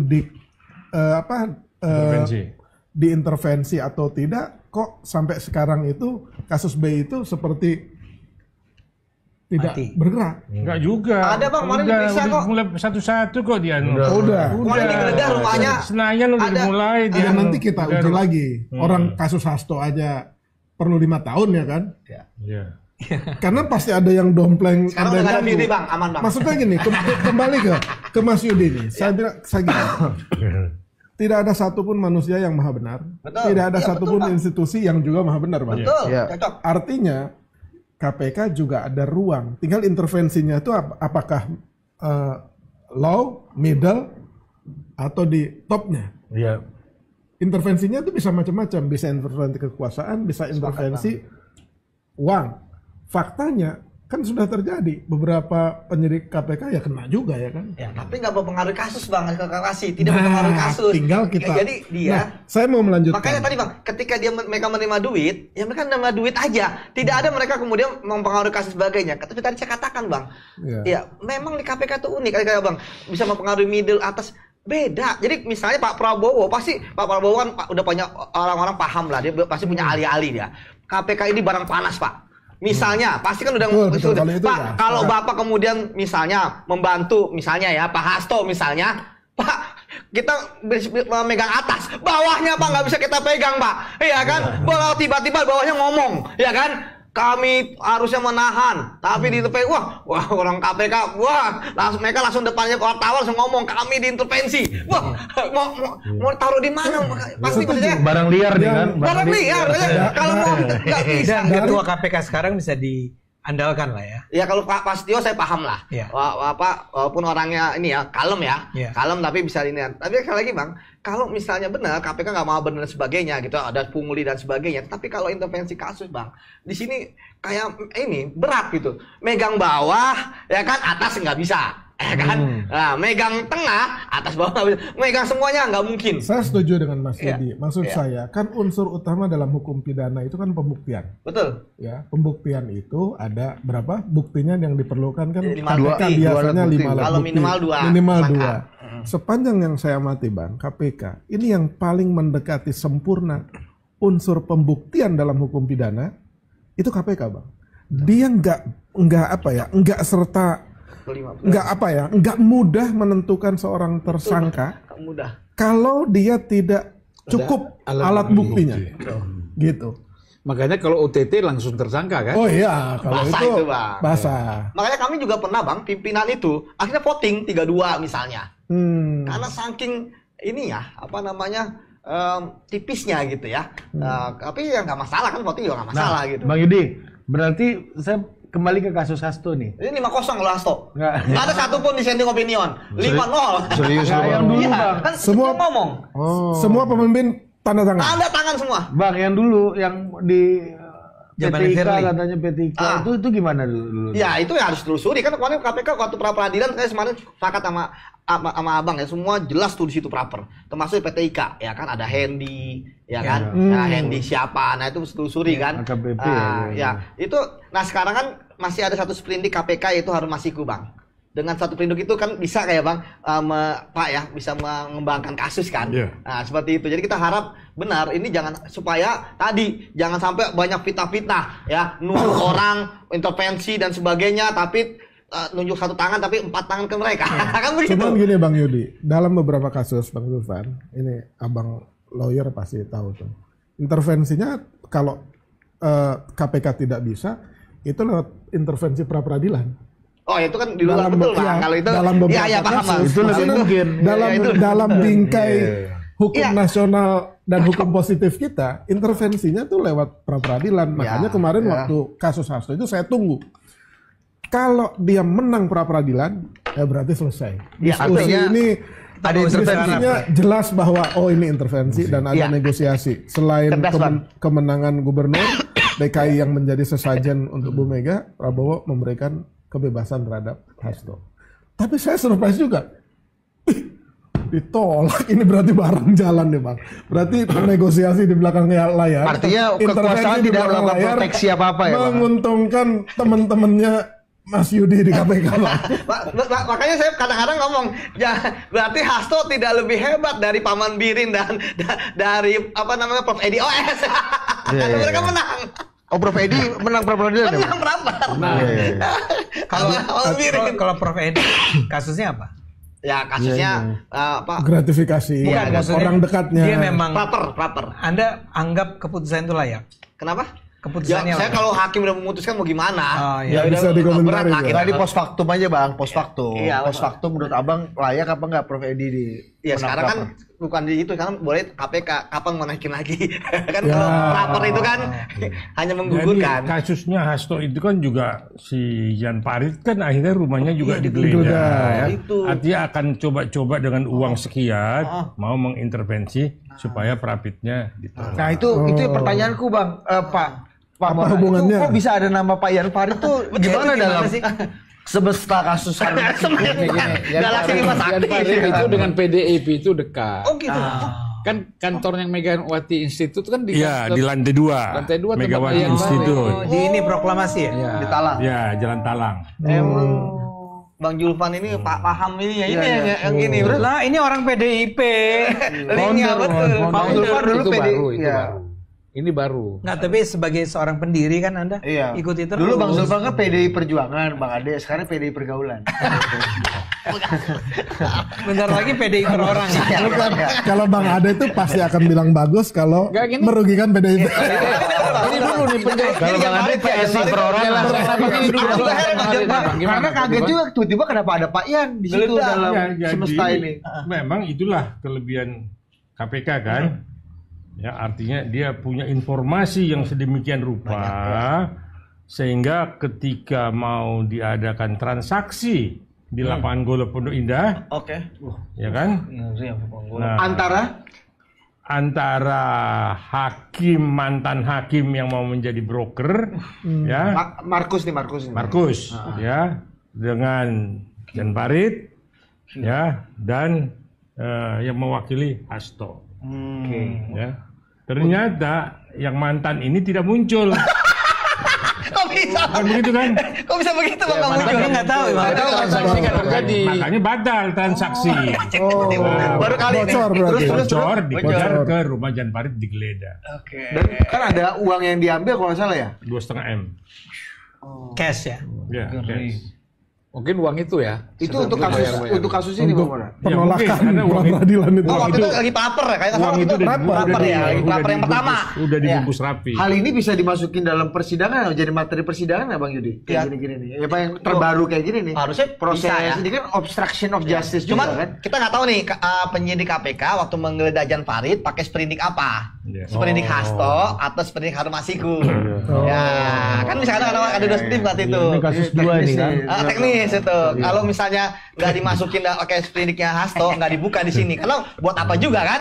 Tetapi kalau pakai sprindik Harun Masiku, tentu bisa untuk mengembangkan. Oke. Ya kan? Nah, aku mau nanya ke Bang Zulfan nih, Bang. Lagi-lagi Bang, Bu Mega Siapa kan yang masih nanya? Siapa? percaya nih bahwa ini Ikutin aja lah maunya dia. politisasi hukum segala macam. Sampai kapan Bu Mega punya standpoint itu dan bisa berlaku seperti sahabat Abang Surya Paloh yang ketika Pak Joni Plate digaruk sama beliau itu kita hormati proses hukum digantikan dengan PRT. Secara politik bisa Terima kooperatif. nggak? Anda membayangkan kalau sampai Hasto itu dinyatakan bersalah, apa yang akan dilakukan oleh Megawati? That's the question. Begini, Nah, ini Kalau sebagai kok- orang yang paling dekat dengan Bu Megawati. Ya, Kalau ya, ya. kita bandingkan Surya Paloh dengan Mbak Mega ini kan jauh. Surya Paloh ini masih dominan rasionalnya itu tinggi, kuat. Mbak Mega kan emosional. Termasuk bela Anies juga rasional loh waktu itu. Kenapa? Dia nggak bela Anies. Mana dia bela Anies? Dia mencalonkan. Dia mencalonkan Anies, milih Bukan Anies bela ya? Bukan bela, dia hanya mendeklarasi mencalonkan Anies. Nggak ada pembelaan dia ke KPK. Kalau surveinya Anies naik, baru dia bela Anies. Hah? Kalau surveinya Anies naik. Jangan hiraukan. Terus Bang. Kadang-kadang kau terbalik, kau pula yang ngambil alih. Iya, jadi Lucu itu Bang. kalau saya lihat ya Mbak Mega seperti itu. Kalau dia udah berpendapat begitu, siapa yang mau kasih masukan? Nggak bisa. Misalnya ketika satu contoh ya, pokoknya Ganjar udah turun nih 16%. Pokoknya terus. Di bawah 20. Kita akan menang satu putaran. Iya benar. Ngotot dia berapa kali pidato seperti itu. Padahal udah 14% waktu itu surveinya ya. Nah, jadi 14%. artinya kan kita tanya, ini masukan dari mana? Nah, kalau ada satu orang yang dia percaya memberikan masukan walaupun itu salah, karena dia ini kan orangnya nggak sempat lagi memverifikasi, menganalisis misalnya ini benar atau nggak ada. Pokoknya orang ini aku percaya, dia bilang cabai nggak pedas. Gula pahit. Bang, izin pertanyaan, izin. Salah satu variabel penting yang ada di sekitar Bu Mega yang mungkin jadi pemengaruh yang penting adalah Jenderal Budi Gunawan. Sekarang Menko Polkam ada di pihak Pak Prabowo. Nanti dulu, bos. Nanti dulu. Itu udah nggak dipercaya lagi sama Bu Mega. Nah, itu pertanyaanku Bang. Gimana coba? Jadi memang Bu Mega ini sekarang lebih nurut ke Puan. Supaya memang diadem-ademin supaya jangan meledak-ledak. Bagus lah. Kalau Pak Budi udah enggak lah, lu udah disono. Tapi umroh bareng-bareng kemarin. Kemarin umroh bareng-bareng. Ya bisa aja umroh bareng-bareng kan. Tapi kan Baru kemarin sebulan lalu. Iya, bukan berarti Umroh kan silaturahim. ya mungkin mau minta maaf atau apa, tapi artinya dia tidak banyak bisa lagi membantu Bu Mega. Nah, aku Kalau di umroh itu ada istilahnya umroh wado ini Bang kan. Tawa wado. Umroh politik. Tawa wado Iya.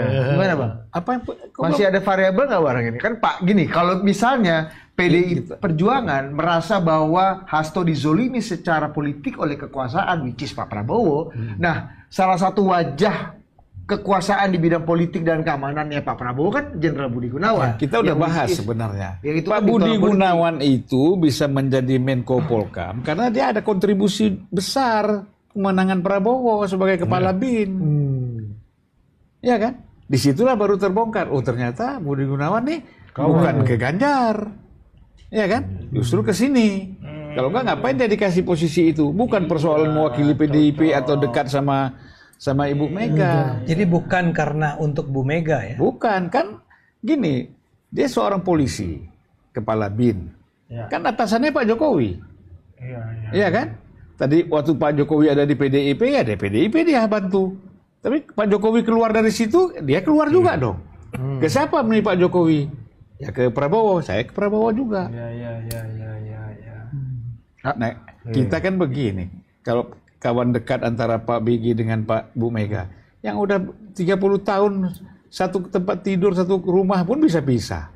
Apalagi sekedar berkawan-kawan seperti ini. Inilah kadang-kadang kalian. Inilah kalau nggak ngerti kau ini. Kalian bisa berpisah nih. Nah, ini akrab nih sekarang nih, ya kan? Ini sekarang. Kita kasur aja udah bisa. Duduknya aja udah jauh. Kami ini udah tahu apa yang akan jadi alasan kami berpisah di masa depan. Oh iya, udah dikatakan sekarang. Nggak usah diungkap. Ya, Bang Adi juga Soal masalah satu itu kita nggak akan berpisah. Nah, sekarang nih kan kita mau ada yang mau sholat maghrib kan? Iya. Kita off aja Bang. Nasi kebuli gimana Bang? Enggak, ini kan Kalau baru yang- jam berapa, Bang? Udah jam ini 15 Bang. Ya, Udah mau Isya. Udah jam Ya, 7 kalau Bang. ikut- Isya itu kan 19 Bukan. 20. Maghrib ini ceritanya. Maghrib Bang, mau Iya maghrib Bang. maksud Nah, saya ini kalau mau ikut Syiah nggak apa-apa jam 10 malam sholat maghrib. Saya ikut Abang deh. Ya. Kau ikut semua kau. Kalau dia ikut si ini, siapa yang CS tuh? Yusuf Anandi. Yusuf Wanandi. Oh gitu. Nggak jelas Abang nih. Abang kasebul. Kader. Oke, kita Ade masuk aja Armando belum terakhir Bang. semenit lah. Bung Adi dari Bung Adi dulu untuk penutup kita ini. Iya, saya dari tadi ingin mengatakan bahwa itulah kesalahan PDIP. Mereka terlalu berpikir hanya atas apa yang mereka lihat di sekitar mereka. Sementara di luar sana, ya si gelombang ini sudah bergerak makin luas, makin luas, makin luas. Dia tidak sadar bahwa sebetulnya tanda-tanda semakin tinggi orang tidak percaya pada PDIP dan Bu Mega itu sudah semakin menguat. Angka dia sudah sangat turun. Ya. Tapi itu tidak pernah menjadi sebuah peringatan buat mereka untuk berubah. Maka sikap mereka adalah terus-menerus konfrontatif terhadap orang-orang yang mereka benci di luar sana. Terhadap KPK misalnya. Apa untungnya Anda berantem dengan KPK di saat-saat seperti ini? Apa untungnya Anda terus-menerus menyerang Jokowi sampai saat ini? Nggak ada untungnya sama sekali. Yang ada adalah orang semakin bersimpati justru. Karena musuh hanya ada itu musuhnya, apalagi yang mau diserang. Ya nggak harus punya musuh kan? Iya. Kenapa mereka masih punya mindset bahwa mereka akan memperoleh dukungan kalau mereka punya musuh?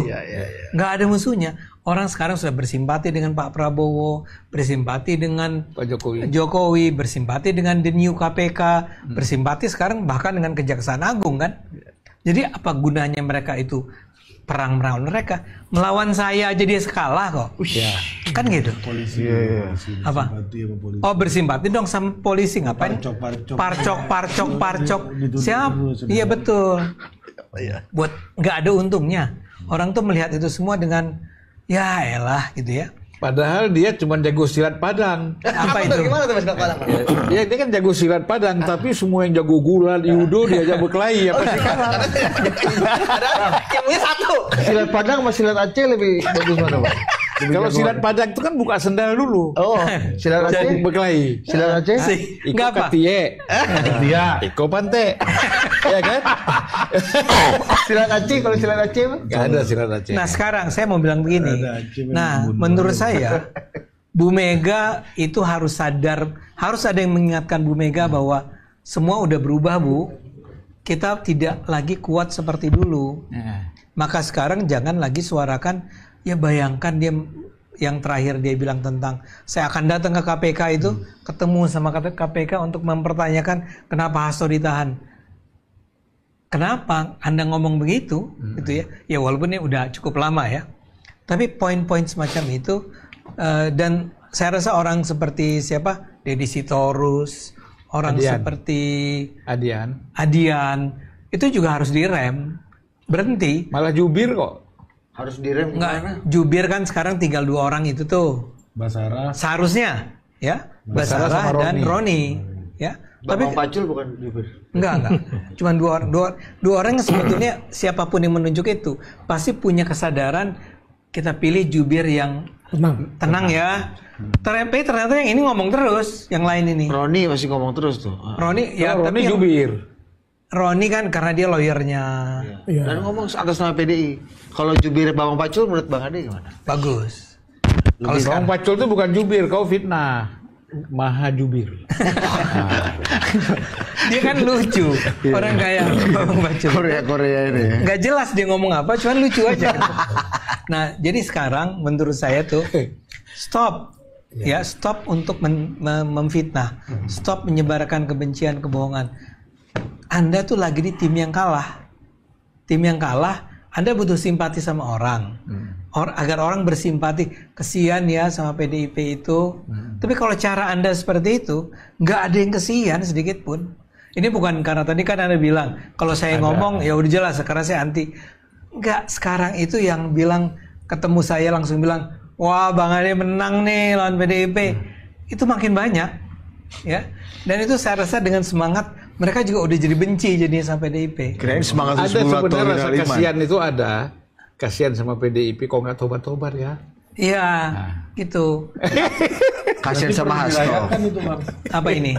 Itu kan abang menang ini. Enggak, saya nggak merasa, saya gembira aja. Bayangkan selama hampir setahun, saya hidup dengan ada di kepala saya, gimana kalau, kan dia menggugatnya 201 miliar. Gimana kalau pengadilan memutuskan, nggak 201 miliar, 2 miliar. saya harus bayar. Tetap bokeh juga Tetap kan? bokeh saya. Iya, Tetap paling jual-jual rumah. pinjam Bang Zulfan 1,5. Kalau dikasih. Iya.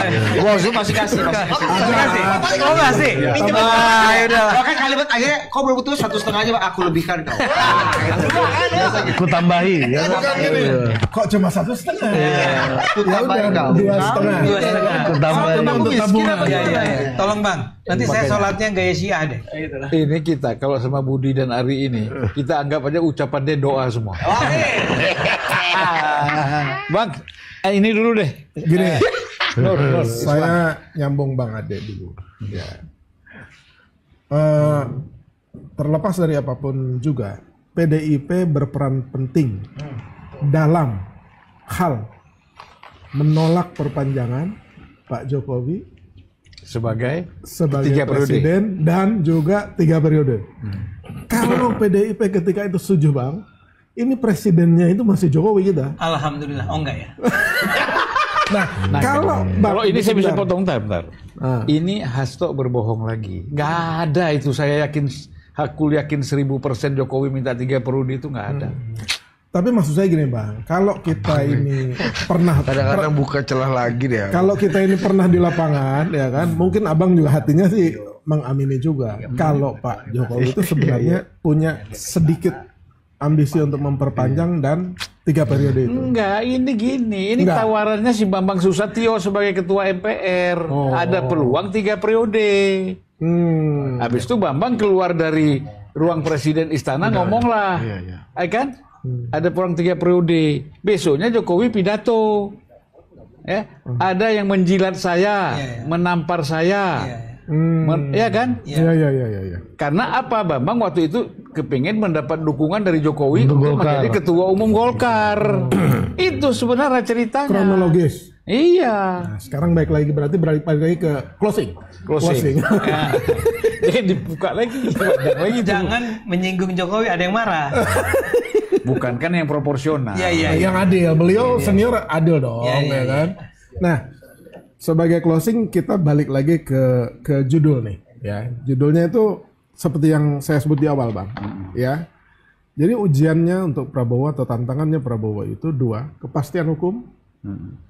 Terkait misalkan dengan intervensi itu nanti akan kita buktikan. Ya. Apakah memang beliau amat sangat mendorong penegakan hukum kita itu independen sehingga muncul Bebas dari kepastian intervensi. hukum, bebas dari intervensi. Yang kedua, apakah beliau mampu menavigasi politik, peta politik di Indonesia ini dengan keeping the balance itu? Ya, mungkin ya kita akan lihat misalkan kalau beneran Jokowi itu masuk ke PSI. Misalkan Bukan masuk ke PSI, menjadi ketua umum PSI. Super terbuka. Nah, ini nanti disitulah apakah itu menjadi momentum, karena nanti mereka akan saling berkolaborasi untuk koalisi di 2009, atau itu membuka kesempatan juga saling berkompetisi. Kita harapkan yang kedua, kompetisi. Oh, kompetisi ya kan? Nah, itu yang kemudian navigasi politiknya Pak Prabowo ini diuji. Tapi di luar itu ada 2 hal yang lain, Bang Ade. 2 hal yang lain itu, yang pertama adalah soal kebijakan-kebijakannya nanti, ya seperti apa dalam menempatkan skala prioritas atau mengatasi krisis atau apapun saja. Nah, kemudian yang terakhir itu bagaimana dia membawa harapan melalui komunikasi-komunikasi yang dia lakukan. Salah satunya melalui pidato-pidatonya itu. Moodnya sekarang kan masih dominan, moodnya Pak Prabowo pidatonya itu masih mood kampanye. Belum mood how to govern. Ya. Kemudian mood teknokratik gitu. Ini belum, moodnya itu masih bela rakyat apabila. Jadi modenya itu mood masih campaign mood. Kan ada silent mode, ada campaign mode ini.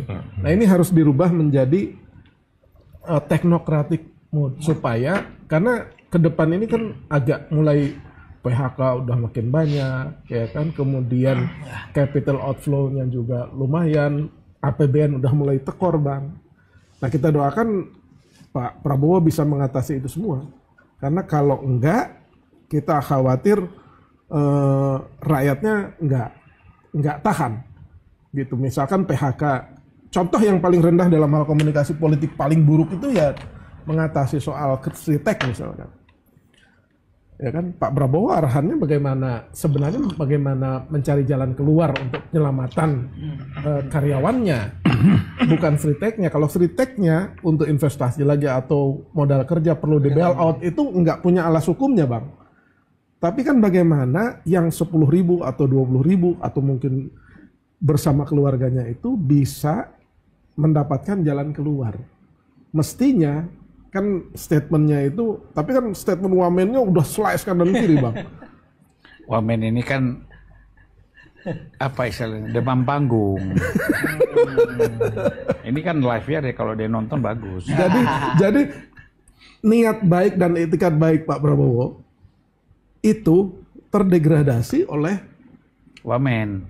Kemampuan komunikasi yang inkompeten dan buruk gitu loh. Ya. Di kalangan para pembantunya.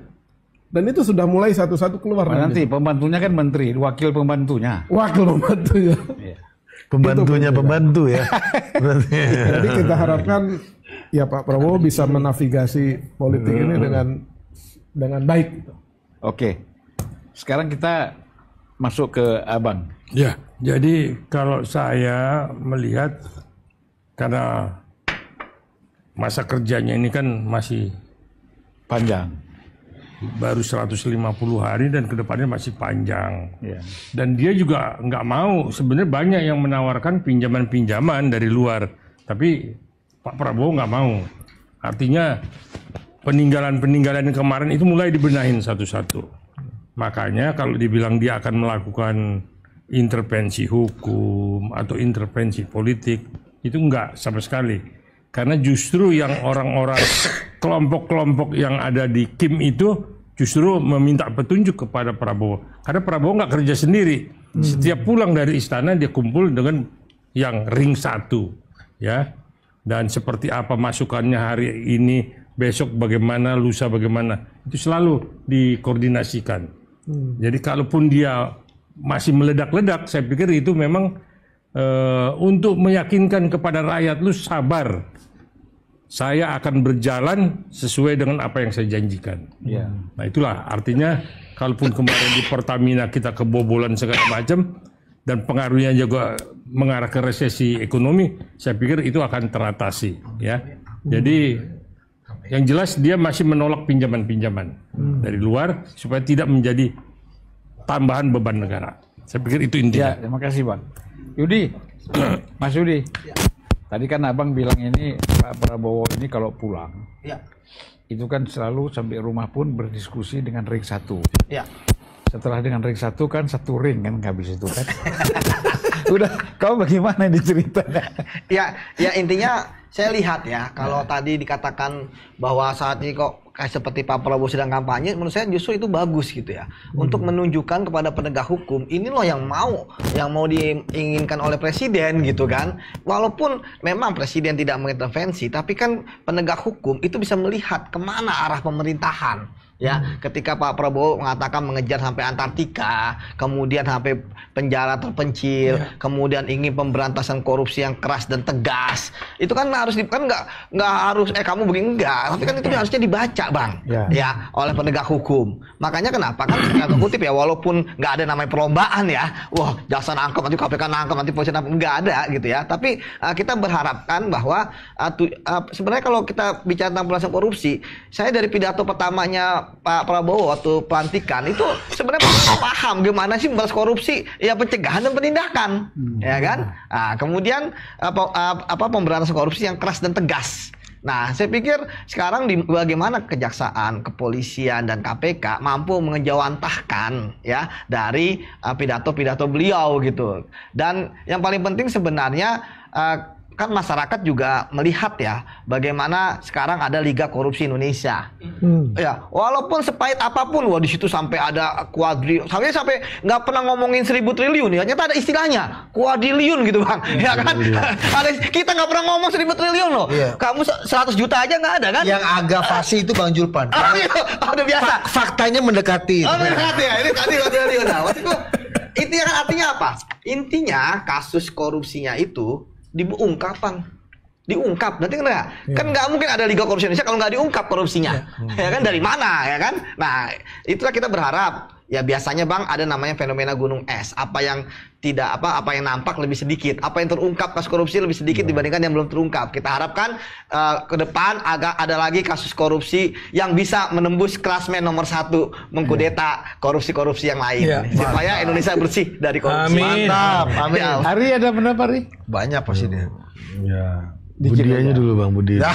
Dia kan host. Gua kan host, gak ada gua. Gua cuma wabillahi taufik. Kalau saya setuju sama doa Bang kemarin itu kan. Bagus sekali doanya Bang Zulfan untuk di mana? Prabowo Gibran di unpacking. Abang jarang nonton unpacking abang. Sepotong. Ya ini ada doa penting nih. Ya, doa sapu lebih dari doa sapu jagat. Ya bahwa minta kepada Allah untuk melindungi Pak Prabowo dari orang-orang sekitarnya yang jahat, Yes, yang keji. Wajib kita amin. Iya kan? Amin. Yang rampok. Yang rampok ini penting nih. Ya, yang preman. Amin. Terus aku bilang, Bang, itu kalau abang gituin kayaknya bisa habis. Wah parah. Tanyain. Ingat. Bang Prabowo emang bisa Prabowo begitu semua. Bukan semua. Ya kan boleh curiga dulu sampai nanti poinnya kan gini. Iya benar. Ini kan kita harus kembali lagi. Nah, ini pandanganku soal Pak Prabowo ya. Ini kesimpulan nampaknya. Betul. Kan kita kan tahu ini dalam konteks ini kita punya Persepsi. sebuah adagium politik klasik gitu ya. Power tends to corrupt, absolute power corrupt absolutely gitu kan. Nah, kayak yang kita tahu Pak Prabowo ini kan pelihara orang panjang-panjang bang. Loyalitas orang sama Pak Prabowo ini kan panjang dan banyak gitu. Dan ada seperti tadi yang sempat disinggung bahwa ada don-don-donnya gitu kan. Ya mungkin Pak Prabowo karena orangnya ini punya rasa nostalgia, rasa ada kesetiaan terhadap korps dan lain-lain gitu ya. Iya kan? Jadi ada hal-hal yang mungkin bisa terlewatkan. Ya seperti yang Abang bilang tadi, mungkin bukan Pak Prabowo-nya, orang sekitarnya, sub-sub kekuasaannya ini gitu. Nah, dalam poin saya adalah saya ingin mengatakan bahwa setiap kekuasaan pasti dikerubungi oleh berbagai macam orang. Tindakan politicking, terutama yang Abang sebut tadi. Iya kan? Jangan-jangan kalau kita nggak preman nggak bisa bertahan di situ. Iya kan? Jangan-jangan kayak gitu kan? Jangan-jangan kalau kita nggak hipokrit, nggak jadi rampok ya kita dimakan rampok yang lebih besar gitu misalnya. Nah ini yang doa yang saya lihat bahwa dalam penegakan hukum dan dalam peta politik ke depan, beberapa sisa waktu ke depan, bahwa kita harus kembali lagi kepada itu prinsip politik yang sangat klasik tadi gitu. Power stands to corrupt, absolute power corrupts absolutely gitu. Bahwa di setiap sekitar kekuasaan pasti ada kecenderungan, bukan power itu korup ya, tapi kecenderungan untuk korup gitu. Tends to corrupt, ada kecenderungannya. Nah, oleh karena itulah makanya doa Abang kemarin itu bagus gitu. Bahwa yang Abang ada doa Abang yang nggak bagus. Ya kontekstual gitu. Ya kan? Bahwa Abang mendoakan bahwa tapi kesimpulannya itu yang nggak enak, nanti Pak Prabowo tinggal sendiri kan. Nah, yang Abang kalau itu salah. Ya, itu kalau telan mentah-mentah. Pasti ada yang doa Abang itu kan sebenarnya kecenderungannya ini sebenarnya. Kecenderungan untuk premanisme, kecenderungan untuk merampok. kelompok, kecenderungan. Yang kita musuhi itu kan kecenderungannya ini kan. Ada nafsu setaniahnya ini, sataniahnya ini. Saitoniah kan. Saitoniah gitu. Ya kan haruslah belum apa-apa udah yang terakhir kasus penunjukan di direktur film nasional PFN itu, saya khawatir itu langkah yang nggak terlalu tepat lah. Kan dia itu bukan orang film. Ya, maksudnya itu kan artinya ada sub kekuasaan yang belum tentu Pak Prabowo tahu semuanya gitu. Dan pasti ada kecenderungan untuk korup pasti selalu ada. Korup itu bisa dengan menempatkan orang yang tidak semestinya. Istilah saya itu pemimpin itu harus hati-hati dengan jebakan para pemuja. Nah, itu dia. Nah, itu yang perlu menjadi perhatian. Tapi apakah di luar itu kita harus menganggap pemerintahan ini gagal seperti di X gitu ya? Ya tidak gitu. Karena baru 150 hari dan banyak progres sebenarnya. Banyak progres. Iya, banyak progres gitu. Dan hal-hal yang buntu selama ini ternyata mampu diperlihatkan. Ya kadang-kadang kan kita kan harus melihat persoalan gini. Orang yang tidak berkuasa, yang berhadapan dengan kekuasaan, itu privilege-nya jadi benar. Jadi benar terus. Lihat jalan rusak aja bisa dijadiin bahan kan. Ini Prabowo nih gitu, bisa dijadiin bahan gitu. Privilege-nya emang jadi benar. Itu yang saya maksudkan, kita harus melihat Pak Prabowo itu dengan adil. Kalau misalkan ada kebijakannya yang baik, akurat, tepat, ya kita apresiasi Bang. Tapi kalau misalkan ada sesuatu yang berbahaya karena atas nama cinta kita terhadap Pak Prabowo dan Indonesia, wajib diingatkan. Itu ada Wasta'inu bisabri wassalah. Oh, itu. Apa itu? Bukan itu, sebenarnya wal asri. Wal asri. Nah, yang kedua, privilege-nya orang yang berkuasa itu adalah memberi manfaat. Apakah kebijakan-kebijakannya ini bisa memberi manfaat semaksimal-maksimalnya atau enggak? Jadi kalau Anda pengen memberi manfaat lebih besar ya, beradalah di barisan kekuasaan. Ayatnya Bang Zulfan. Tapi jika Anda ingin memiliki kebenaran yang lebih besar, berdirilah di yang mengoreksi kekuasaan gitu. Pasti tukang koreksi pasti lebih benar kan? Tapi dalam hal ini enggak. Atau dalam tukang koreksi Indonesia sekarang itu ngaco-ngaco koreksinya. Iya, privilege-nya Bang, privilege-nya. Ngaco pun mereka masih merasa paling benar kan gitu loh. Bermanfaat belum tentu gitu loh. Maksudnya gitu. Ya, oke. Gitu. Itu Bang. Ya. Jadi sebenarnya saya ingin kasih satu poin aja yang konkret. 3 juga boleh Bang. Nggak ada, cuma 1. Oh iya, itu masalahnya. Ya, jadi kita tahu ketika COVID itu peran Prabowo itu sangat besar sebagai Menhan, ya kan? Dan Pak Jokowi menaruh harapan yang sangat besar kepada Prabowo sebagai Menhan, kan gitu. Dan di tengah-tengah dia sebagai Menhan itu menangani COVID, menterinya ditangkap, anak buahnya yang jadi Menteri Perikanan. Jadi Prabowo. Tetapi sama sekali dia tidak lakukan apa-apa, silakan proses hukum kan gitu. Nah, padahal dia bisa dong ngomong sama Pak Jokowi. Pak, ini kader saya Pak, kesayangan saya, anak didik saya, segala macam. Tapi nggak dia lakukan.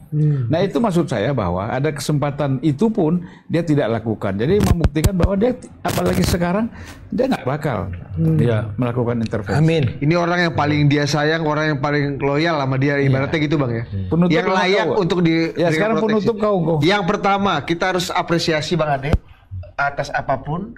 Ini adalah podcast dengan kursi paling nyaman di dunia sekarang, melebihi Larry King. Apa bisa kayak gini nih? Ini belum ada di belahan dunia manapun belum ada. Jadi ini perlu kita apresiasi ya kan. Secanggih-canggihnya sebagai dokter komunikasi, ya mungkin ada menemukan ada kursi podcast senyaman ini. Dan cuma Zulfan Lindan yang menghadirkan kenyamanan itu untuk kita ya kan. Itu paling penting. Assalamualaikum warahmatullahi wabarakatuh. Udah gitu aja kan.